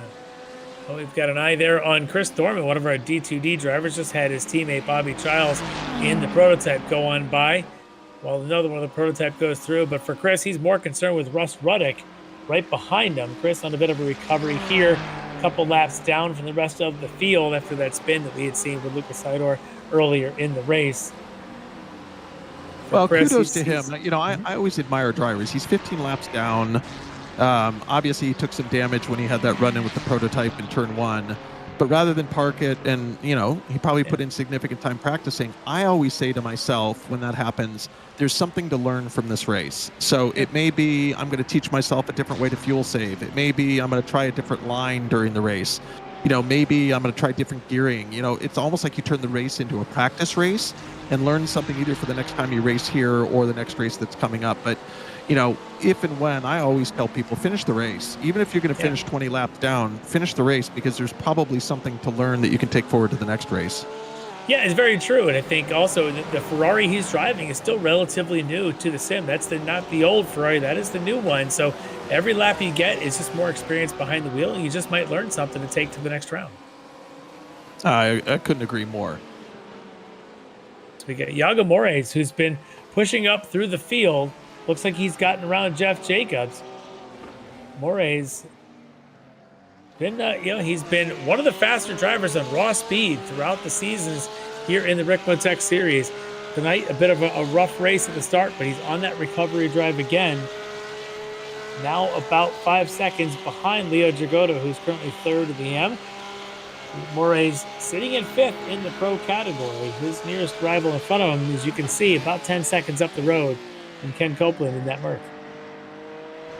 Actually, yeah, that's right. That's Leo's nearest competitor, because we got Dre D-Box in between them, who is Yago is chasing. And it's interesting to see Yago is now in positive, ground. He's gained 2 spots in the race from where he started. Dre, on the other hand, our hard charger of the day, in the pro class, it looks like he's up 12 spots. And one of our other drivers that's kind of in the hard charger category, we can look at Chuck Labano in the M class, is up 14 spots, as well as John Casey up 12 spots. So quite a bit of movement in the grid tonight. Yeah, Casey having a great run to this point there. You can see him in his Ferrari having a real good run in the Frito Sport Racing entry. Just being consistent, right? That's what, if you can be consistent, you can keep your nose clean in these 75-minute multi-class races. You watch the attrition and the damage go around you, and sometimes you start to build pace and confidence as the race continues. Well, I think John was involved in that little close call we saw through 10A and 10B, where they went kind of door to door, side by side, but managed not to have any major incident. So it's a good example of, again, playing the long game, playing it, I would say safe, but smart and efficient, can actually produce really good results when the rest of the track around you is volatile. Yeah. Well, we've got an eye there on Leo Jagoda, currently third in the M category. Again, he's the points leader coming into this. But so far, Jeff Brooks has had a great race and able to stick with much closer to the GT3 Pro leaders. So he's been able to build a bit of an advantage here on Leo. About 11 seconds or so is Brooks's margin on Leo. Of course, the Dre Divock in front. Leo, though, catching up a little bit to Divock, about 2 seconds between them. Of course, he's got a Russ Ruddock right in front of him that he's going to have to dispatch. Russ a lap down. Yeah, I would imagine we'll see Leo get a little bit more aggressive here in this last half of the race, the second stint. He's obviously in a podium position here in P3 in class. And while he's got Dre D-Boxes right in front of him, he's obviously got his eyes on Ken and Jeff up ahead. As you said, 6 and 10 seconds ahead. That's a margin that can be closed down if he can find the pace and gets lucky with a little bit of traffic. While he may be young in years, he's definitely got a maturity that not a lot of folks his age would have. And he probably knows the point standings. He knows the situation. If he can pick up maybe one position, regardless of whether it's a pro or ram, he knows that that's additional points that could help him pad that lead. It's the slimmest margin right now in the points over Dre Divock. So he knows that Divock is that position if he can get there. So he's definitely motivated right now to find that 3 seconds over the next 20 minutes. Yeah, it's almost like a double grab of points. He's going for the absolute points between classes, but then, of course, the bragging rights within class. It's one thing to finish on the podium. It's another thing to finish on the top of the podium in P1. And I'm pretty sure from our interview with him last week in the sports car series that he is just as motivated to do as well. He seems like, really establishing his presence in the M class is his goal for this season. So, kudos to him for putting on a good race. Yeah. Yeah, he knows what he needs to do. We'll see if he's able to do it. As there's the leader they're all chasing in the M category, Jeff Brooks. And honestly, if you've got the 3 in the GT3 Pro category, those 3 Orion teammates, Hartley, Schwenke, and Dam are out in front. The next one in line is Jeff Brooks. He's having a really good race as the leader in AM and kind of the best of the rest behind all the Orions. As we go on board here, down the S's with Chuck Romano, and you can see the elevation changes. Down the S's, back up, and this kink through 5. It's just so treacherous. Yeah, that exit curve, you got to hit it the right way. There are a lot of times where traffic coming in might force you a little bit wide, and if you get the car unsettled there, you really have to wait until all 4 wheels are back down and you're planted before you get back on throttle. We see quite a lot of people who either turn in too tightly to avoid the curb and they end up oversteering, power oversteer to the left wall, or they hit the curb too violently and either end up in the grass or the wall on the right. So it can be a bit of a hold on for dear life moment depending upon, whether you're able to hit your line or not. It is imperative to put your tires on the apex in order to avoid. Yeah, we were on board for a minute there with Lobano, and now we're just watching from the outside as Lobano makes the pass on Castro going into 10A. Now they're going to go side by side down through 12, and right behind him, of course, is Lucas Dragotta, the other of the Dragotta, Flying Dragotta brothers, and they're going to go 3 wide with the prototype down the inside saying, guys, you guys scuffle behind me. I'm going to check out. Thank you, guys. Yeah, that was. I've been watching the timing board a little bit there. I've noticed that that Castro and Lobano have been kind of going back and forth at it, and Lucas Dragotta obviously sticking his nose in there, trying to be opportunistic to chase one of them through and see if he can pick up a spot. Well, he has for the moment, as Castro now is looking ahead at the 2 and thinking, how do I get back up into the middle of those 2? And then, of course, wow, what a move, diving between them for that prototype. But we're going to keep our eyes here on this battle of GT3s. It's side by side around the kink of the almost hairpin there at 7, and the run here has got to be in Castro's hands. Oh yeah, I mean this has got the recipe for 3 wide going down into the bottom. So let's see what these guys do to sort this one out. Well, look at like Lucas if you're sitting in the and back of a Lobano. double draft, it's like, which side do I want to pick? Who's going Lucas faster? Lucas and Lobano are really doing a good job of not allowing a third car to get wide there. Lobano with a better exit. Lucas still playing defensive, keeping Castro behind him. But once again, like we just saw a lap ago, they're again going to go down through 12 side by side. Not a replay. No, that was a really good move set up there by Lucas. I don't know if you noticed when he entered into turn 10A, he entered in much wider and took the maybe the more preferred line, so sort of sacrificed the first part of the corner so he can get a good run coming out of the second, and he translated that into getting ahead by the final turn and the start-finish line. Now he's going to run away. Yep. As these prototypes just kind of continue to get in and get out as quick as they can. I'm gonna give Chuck Lobano some props for his livery. The Ferraris have never really blown me away with their livery, but there's something about the way they've designed that livery. I don't know if it's the red, black, and green or what, but I noticed it last week maybe it's the red wheels. I'm not sure, but it just pops off the screen to me every time he flashes in. I think they've done a really nice job with that livery. It's got some classic Ferrari colors. Obviously, he's got his class colors in there too, but managed to make it all work. I really like that. Nice and clean. The Frito Sport guys have continued to evolve their liveries, and I think you're right. They've hit it right, and it is particularly on that car there. I think it's a really good look for Chuck Lobano's car on that Ferrari. But there's a couple of his teammates, of course, in the field. A few of the Frito Sport drivers now getting quicker. They've been every season a little faster. But it's this team, the Orions, that just continue to set the pace in the field. And right now it's Rob Hartley pulling away just a little bit. But of course, I said that about 20 minutes ago when it was Travis Schwenke pulling away, and suddenly Rob chased him down. So I wouldn't say we're over yet with about 16 minutes left. 2 seconds separating P1, 2, and 3 in the pro class. This game is not over. I got to think that, we're going to maybe race cordially as teammates here until about the last 5 to 7 minutes, and then we'll see what kind of team orders there are to take gloves off, and may the best man win. Well, there's going to be this traffic was going to probably help a little bit the Schwenke into Dam if they can use it to their advantage and hopefully get Hartley held up a little bit just like that. That's what those guys need, is some of this. With Brockway out in front of him. Then you get the 112 of Dominic Angelicchio doing all they can to let the leaders by, and that's the leader, of course, in GT3, and then, of course, one of our prototypes just coming roaring through as well. And look at that already, Schwenke and Dam capitalizing on it. We haven't spent a whole lot of time talking about turn 7, but it is the most important turn on the course because it leads into this long straight. A lot of times, either between the classes of cars or classes of drivers, if you've got a faster, more experienced driver or class behind you, they obviously want to get on throttle as early as possible. And sometimes, people are wrestling because it's a tricky corner. if people are wrestling with turn 7, that's where you see a lot of rear-ending incidents. But I got to give this entire grid, obviously they've done their practice and worked together. We haven't seen too many cars coming together in turn 7 at all, and they seem to be saving the battling for the drag race down the straight. Yeah, we've seen a couple side-by-sides in there. I think the drivers with a lot of practice are getting very good. If the moment comes, they have to go side-by-side. They're leaving themselves enough room to make it happen. And I do like to see that. Now, of course, we got a warning just given out there to the 7 of Bruno Bellny for some avoidable contact, but just a warning at this stage. Yeah, that's the no touchy penalty. Keep your hands to yourself, put your hands on the wheel, and keep driving. Rule 7.1, no touchy. Yeah, there you go. The unofficial, unspoken rule book. As we've got Jackson Detmer there, of course, in that BMW, right behind the Ferrari and the Porsche. So you got one of each going down here into 10.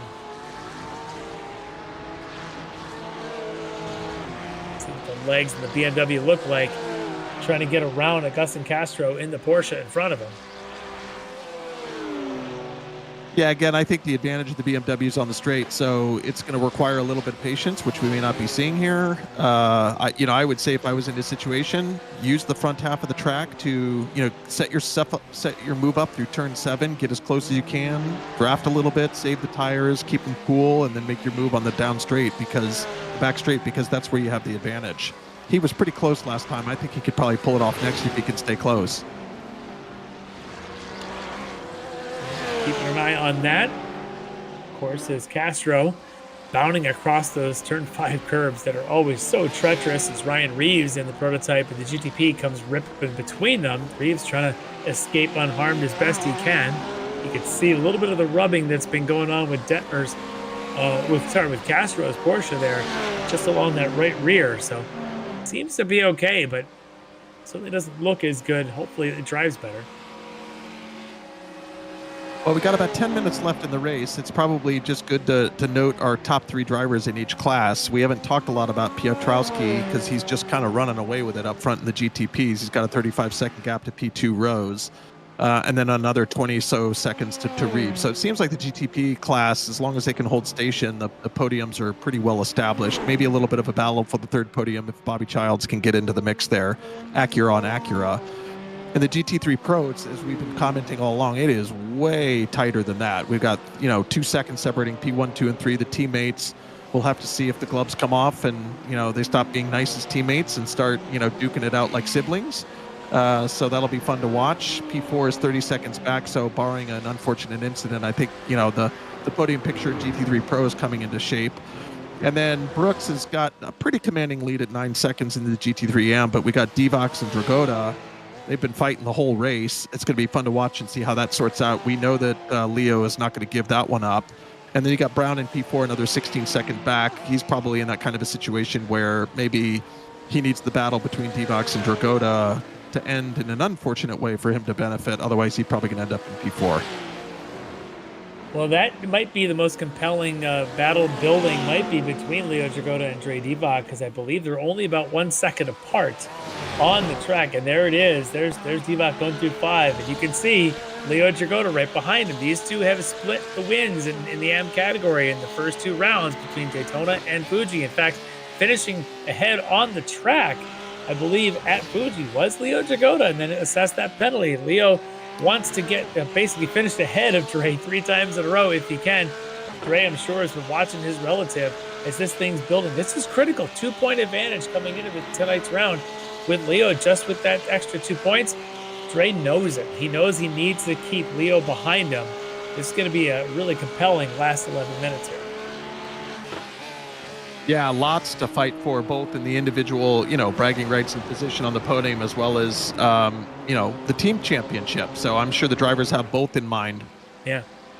Well, fascinating here, of course, now is the Orions, as that's the lights flashing on Schwenke. He would love to get around Detmer. I believe that's who that is in front of him, and in a similar BMW going through turn 7. You talk about the traffic in 7. This is right now, this is the 7 o'clock news traffic, I think, is happening here as they're coming around.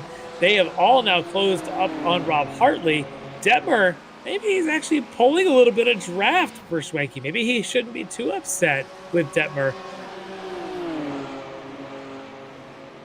Now Detmer's going to move aside and let the team take it, as is the 14 of Castro. I think he's also going to go ahead and let the BMWs through. So there you go.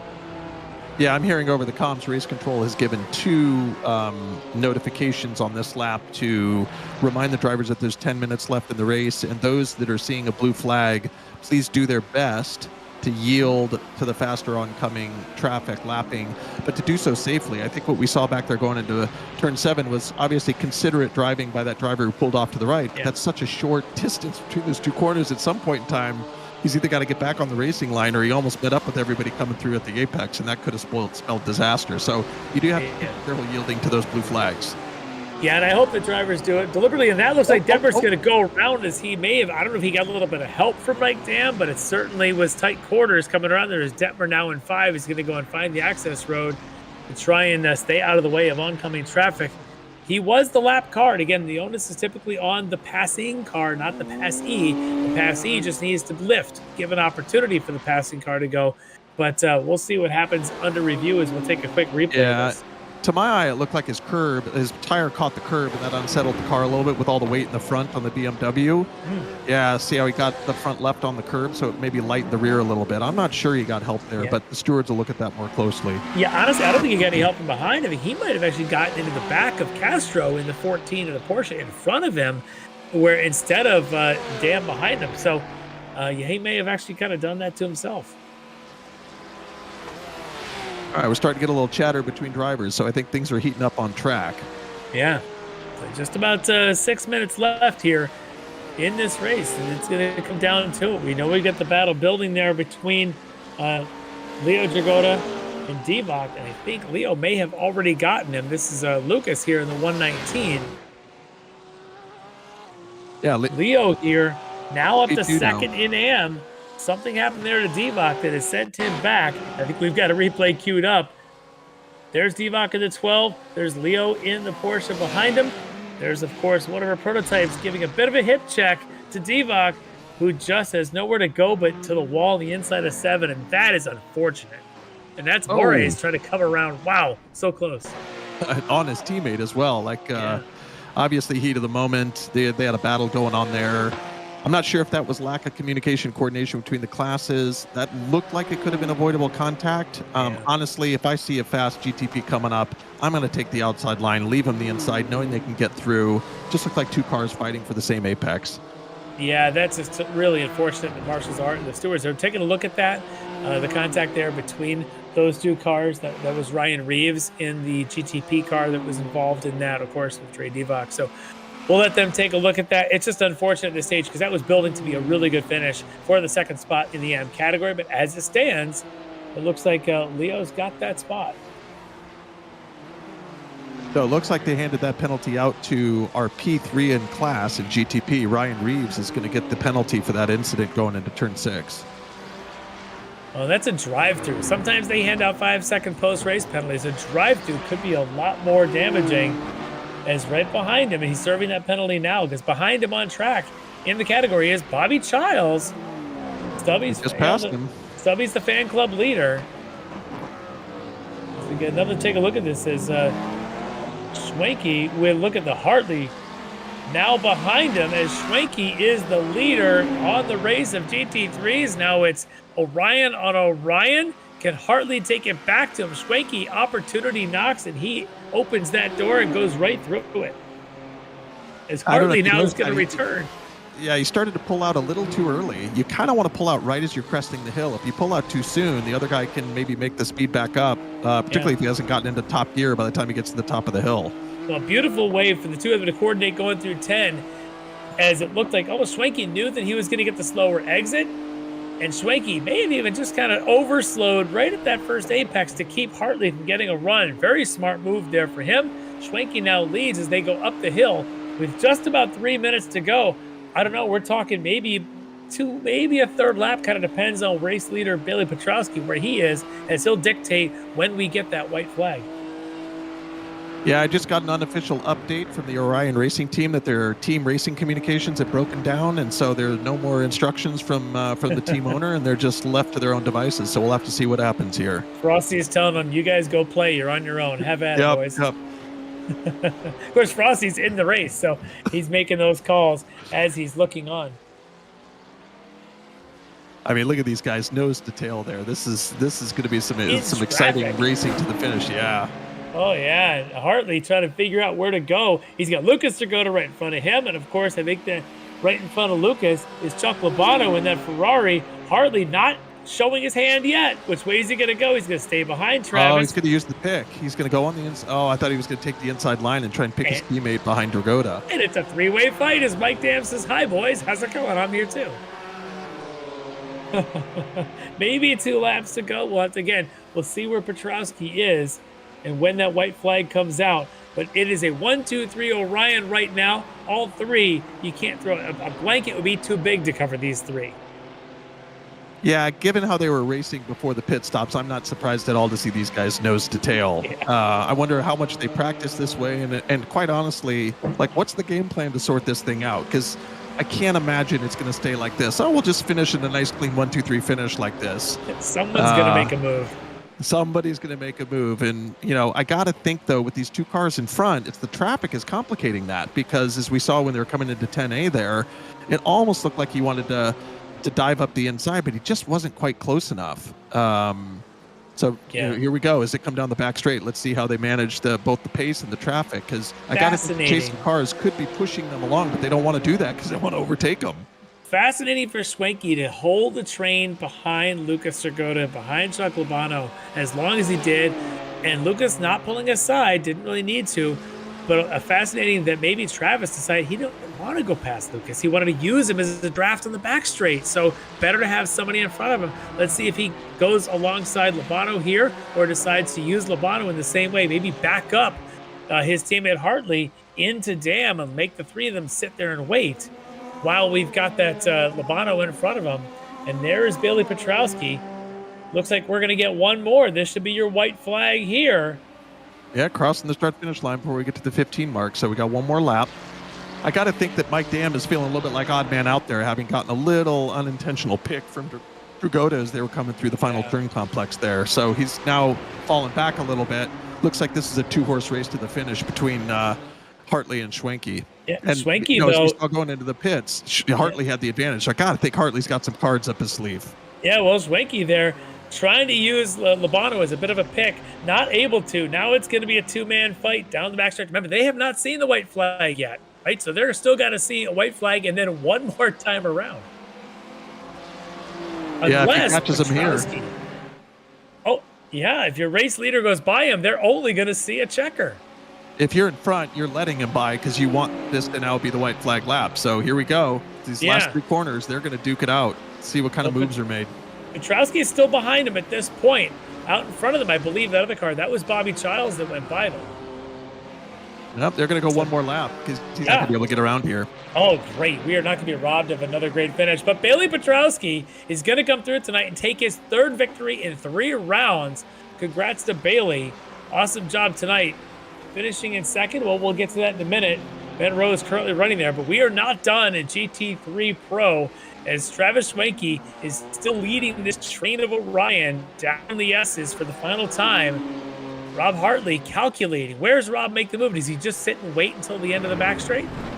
Yeah, I got to think it's back straight. He's got to be getting as close as he can going into turn 7. He doesn't want to be too close because he just needs to set up so that he's got the run right as he comes over the hill. Does he go left or right when they come over the hill? What's the faster exit?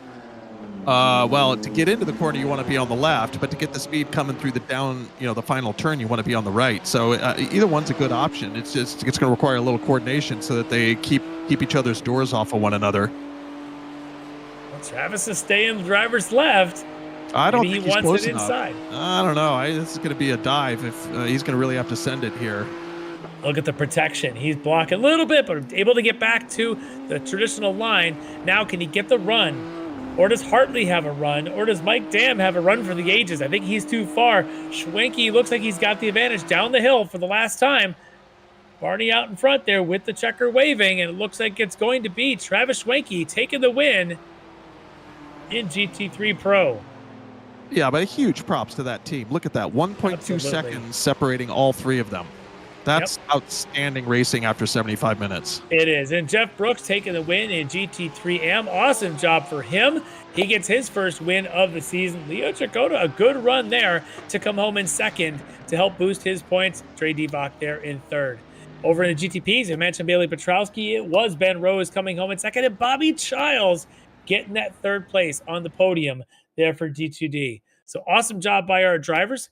Tell you what, why don't we do a quick break, and when we come back, we'll interview some of our winners.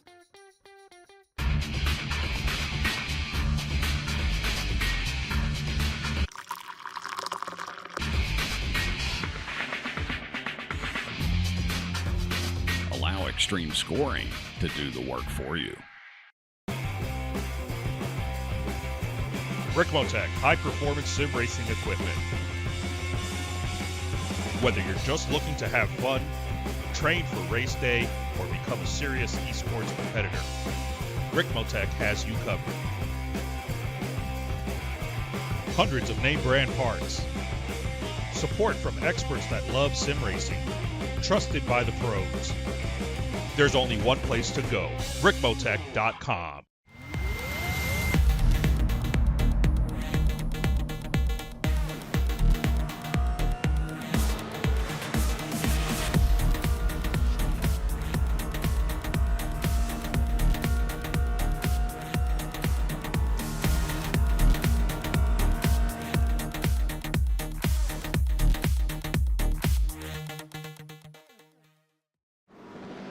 The search is over. The most comprehensive league scoring solution is here, with the ability for multi-level championships, custom incident tracking, post-race time penalties, support for heats, drop weeks display, multi-car team scoring, advanced web widgets, rookie championships, a custom paint system, and load those results in seconds. Visit extremescoring.info today. We are back. What a fantastic finish that we had here from Road Atlanta tonight in the Ricmotech World Challenge. 3 great races. It was just an amazing night, Chad. This place always produces great racing. Oh, no doubt. I think it lived up to the billing. And again, we talked at the beginning about the potential for incidents and carnage. Overall, these drivers did a fantastic job managing, the multi-class traffic and pace around here. That was a very clean race, very fun to watch, good competition. Yep. So taking the win in GTP. So we take a look at our results. Taking the win in our GTP, of course, is Bailey Petrowski getting that third win in 3 races. It was Ben Rose coming home in second, and Bobby Childs maybe got a little bit of help with the penalty late there on Ryan Reeves, but Bobby finishing on the podium. Ryan Reeves in 4th, Curlin Andrew going home in 5th, and Tanner Dibble back in a 6th spot there in the GTP. But over in GT3 Pro, what a race that we had right down to the end, and by just 0.2 of a second there. Travis Schwenke was on pole. Wasn't easy to the win, but he gets that victory just ahead of teammate Robert Hartley. Mike Dam in 3rd spot. Ken Copeland coming home in 4th, and Yago Mores in 5th. And then, of course, in the AM category, taking the win there, Jeff Brooks from the Wrong Stuff Racing was able to have a great night, had a strong pace, no issues for him. Leo Jagoda, great recovery there to come back up and be on the 2nd step of the podium. Trey Devok had that unfortunate little tap, but was able to continue and get it on the podium. Alex Brown, Chuck Labano, 4th and 5th. So let's see who we've got in our green room tonight. Who do we have? Let's start out with GTP. I'll tell you what, let's get 2nd place finisher Ben Rose. I don't think we've talked to him yet this season. Ben Rose finishing 2nd spot in GTP. Let me pull him in here. All right, so we've got Ben Rose finishing 2nd in GTP here tonight. Hey. Yeah, congratulations on the 2nd place finish tonight. Almost like you picking up where you left off last season. I know you're P3 in season 7. I'm wondering from your perspective how you felt the race went tonight. There was quite a lot of spread between the GTP drivers, so curious to know how things felt from the driver's perspective. Oh, traffic. That is the key word. That I think we all suffered from that. there were some GT3s that made some questionable judgment, trying to let us pass and kind of unsure of things, which complicates it for us guys, especially going turn 1 to turn 5. But unfortunately, for me, I got damaged. Following P2, he made I don't know what he did, but going into turn 1, he hit the GT3. He spun, and I tapped him, somewhat T-boned him, and unfortunately I had 26 seconds that I had to take about 15 because the car was just washing out in the S's, and I wanted to survive. But yeah, traffic. I think that's the biggest issue. Yeah, so it sounds like from that comment, it's almost like well-intended getting out of the way from the slower class cars was actually becoming unpredictable and a little challenging. So, am I hearing that the right way? Was that what your experience was, or was it just that the speed differential between the classes just made it very tricky on this track? I think the speed differential is just the nature of the track, and you kind of get used to it. But when the GT3s kind of are unsure and somewhat unpredictable, then as the GTP class, we have to kind of alter our way of thinking, and that's kind of where we have to either reduce the pace, makes maybe questionable passes to ensure the pass, and that's where it kind of gets tricky, and then it just kind of amps up from there. Yeah, for sure. Although we did observe that overall it was a fairly clean race between all the drivers. So I think, it does fall into the category of it could have been worse, but very nice race. So look, you're no stranger to the top 5. You had 6 of them in last season. Here you are in P2. What do you think it's going to take to get to the top step of the podium with the competition that you've seen so far through 3 races?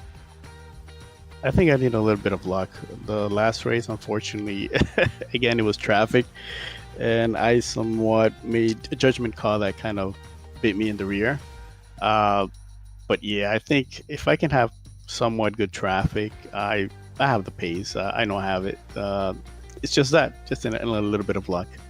But everyone's just so very close in the front that it's just a little bit here and there of luck and chance, and anyone can win it.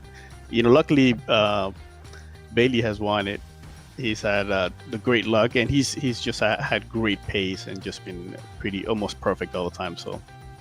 That's almost the luck of being in pole. If you can jump out to a lead and just kind of set the pace, until you come back around in the traffic, you almost have the luck of a little bit more clean track in front of you than everybody else. So certainly can hear you on that. Well, listen, P2 is nothing shabby to shake a stick at. Congratulations on a fantastic run. Is there anybody in particular you want to thank or give a shout out to for your performance tonight? First, always my wife. She's always supporting me in my little hobby. It takes a lot of time. And of course, my teammates, Dibble had pole, unfortunately had bad luck. He had the pace to, be up here, if not win the race. Ryan and Adam, we worked quite good sometime trying to get some good setups, and just how it is. But that's it. And you guys, thank you for once again having a great show. Well, our pleasure. We will look forward to seeing you in a couple of weeks' time on the next race. Right. See you next time. Cheers. All right. Congrats to Ben Rose on his second place finish in GTP tonight. And we will then bring in our winner tonight in GTP, driving the number 115, Bailey Petrowski. Bailey, your winner in GTP. Bailey, congratulations on a very, very strong performance.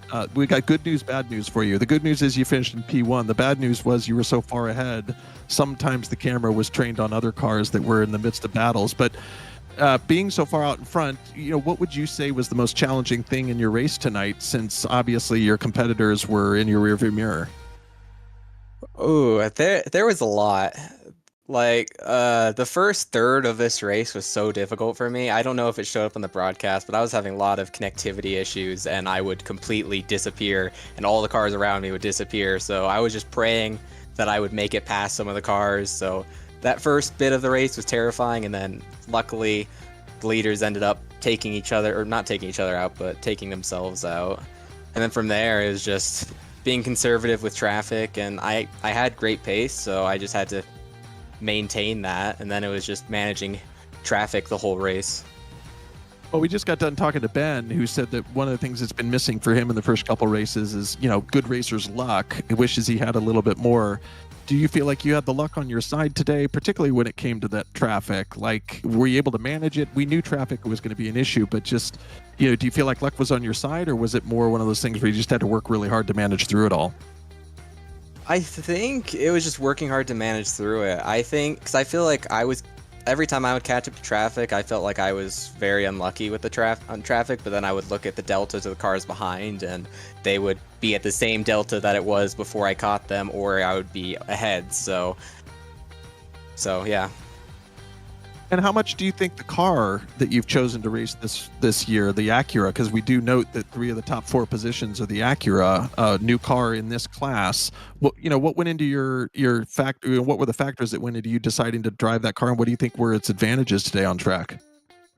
Yeah, I think the downforce in this car it's very comfortable to drive through the corners, and especially through the braking as well. Since I was in the Cadillac before, I don't know, I just did not like the feel of that car, and it feels very close to the BMW, but much more willing to turn and much more aggressive on turn in on corners. So you can have very aggressive setups, and I think that leads to it being very quick. It can be hard to control sometimes, but I think as I work more setup and get a better idea of how to tune it, I think it'll be a very quick car to drive and very comfortable car to drive as well. And what's been your experience thus far on corner exit with the turbos? Do you find that it's the lag is holding you back, or it gets a nice little jump, given sort of its power to weight ratio? It depends. If you're in the wrong gear, or if you're not on the throttle early enough, it has a massive impact. And especially, honestly, I feel it the most just leaving the pit lane, just starting the car up. It feels like it takes forever to get up to speed and have power to it.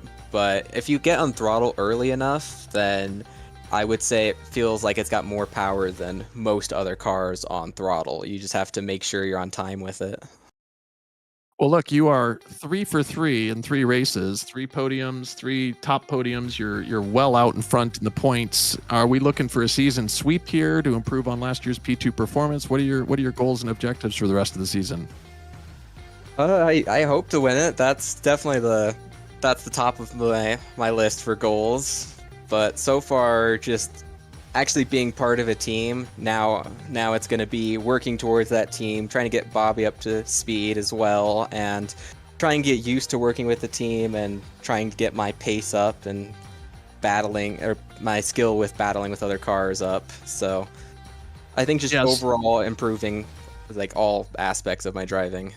Yeah, certainly a little bit of good luck going the team's way as well, with Bobby Childs being able to benefit and grab P3 when one of your other competitors got a late drive-through penalty there that allowed him to move up a position. So congrats to your team as well.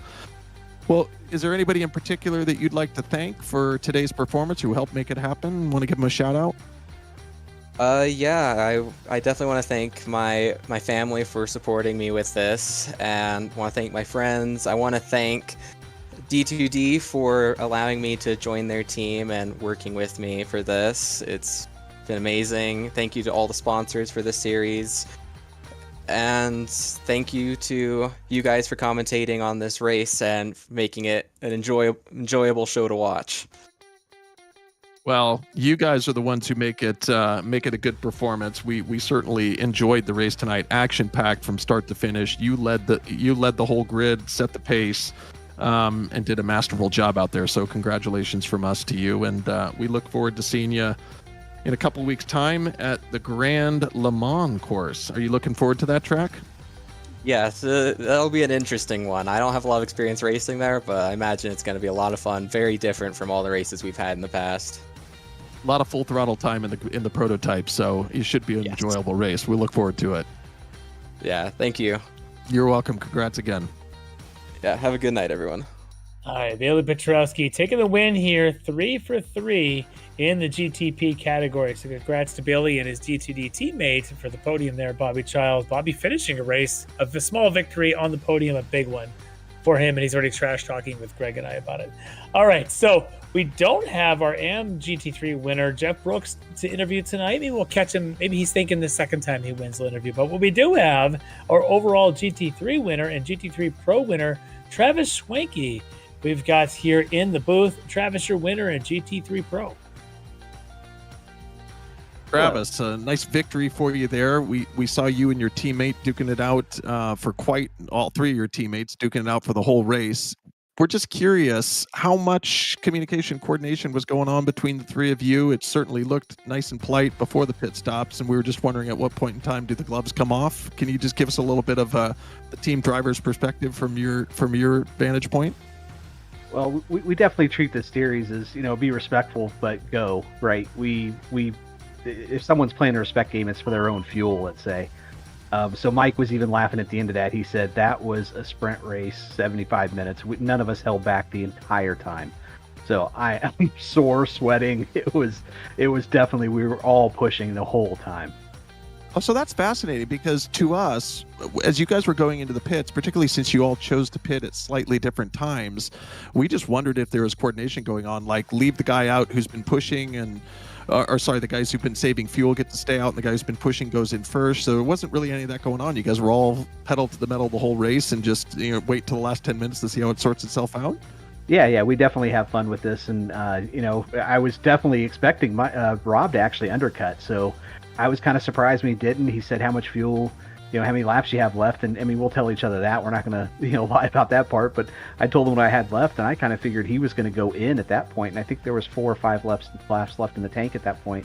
So I thought he'd undercut, and I'd just wait till he did, and then I'd go the next lap. But no, he even went a lap longer than I did.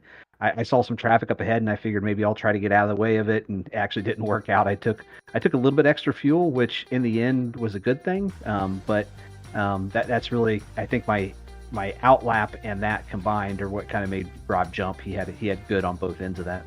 Yeah, you guys were very close to having to go even another lap because the GTP leader almost caught you guys at the end. So the last thing we were really interested in hearing from you about was the last 2 or 3 laps of the race. I mean, you guys were all nose to tail. Unfortunately, it looks like Mike caught a little bit of a pick from a GT3, in traffic, so he fell back just a touch, caught back up at the end. But that battle between you and Robert was just on for the last 2 or 3 laps. What was going through your mind? And it certainly looked to us like you were putting up some really just a masterclass in defense.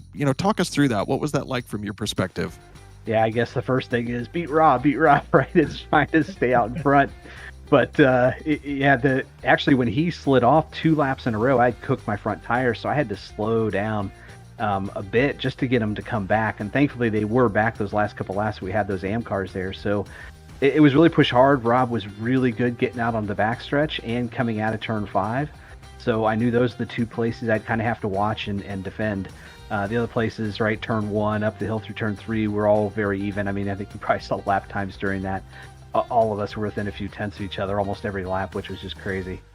Well, I think at the end of the race, it was 1.2 seconds that separated the 3 of you. So that after 75 minutes speaks volumes to, how close nose to tail you were. So one of the questions we had is particularly as you guys were coming into 10A, 10B sequence, if you're the driver in front and you're playing defense, which line do you prefer? Do you want to take the first apex on the inside? Do you want to take the normal racing line and carry as much speed through? Just talk to us a little bit of your strategy for how you defended so effectively through 10A and B so that, Rob couldn't get the run and either catch you through those corners or through the final corner. Yeah, I knew if he didn't have the run, I could swing back over and it wouldn't really be a block at that point. And obviously you want that main line. If you get the inside, if you have to hold that inside, you just have to be really careful of the undercut. You almost have to try to back him up.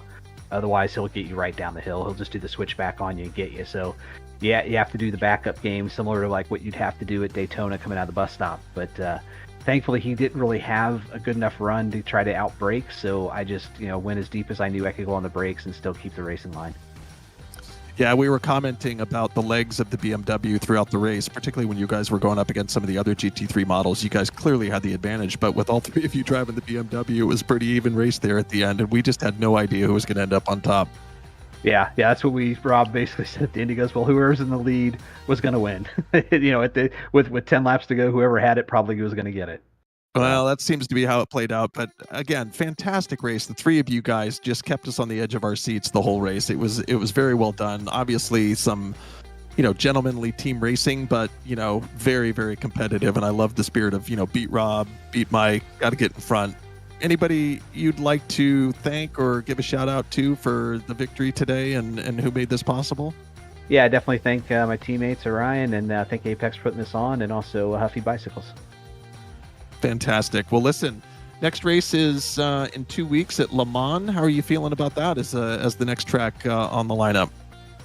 It's a track that you have to maintain concentration. That's my at least goal there. It's hard for me to keep that concentration. So hopefully I'm in a battle to keep it up. So I kind of want to fade away sometimes on the long straights there, but it's a fun track. I really enjoy the last section of the track for sure, and even the first part. So hopefully I'd like to see the Ferrari. Maybe I think it might be competitive there. That'd be really good to have Chris and everyone back up there since they are on that new Ferrari. But yeah, looking forward to it. It's Le Mans. Yeah. How can you not hate it?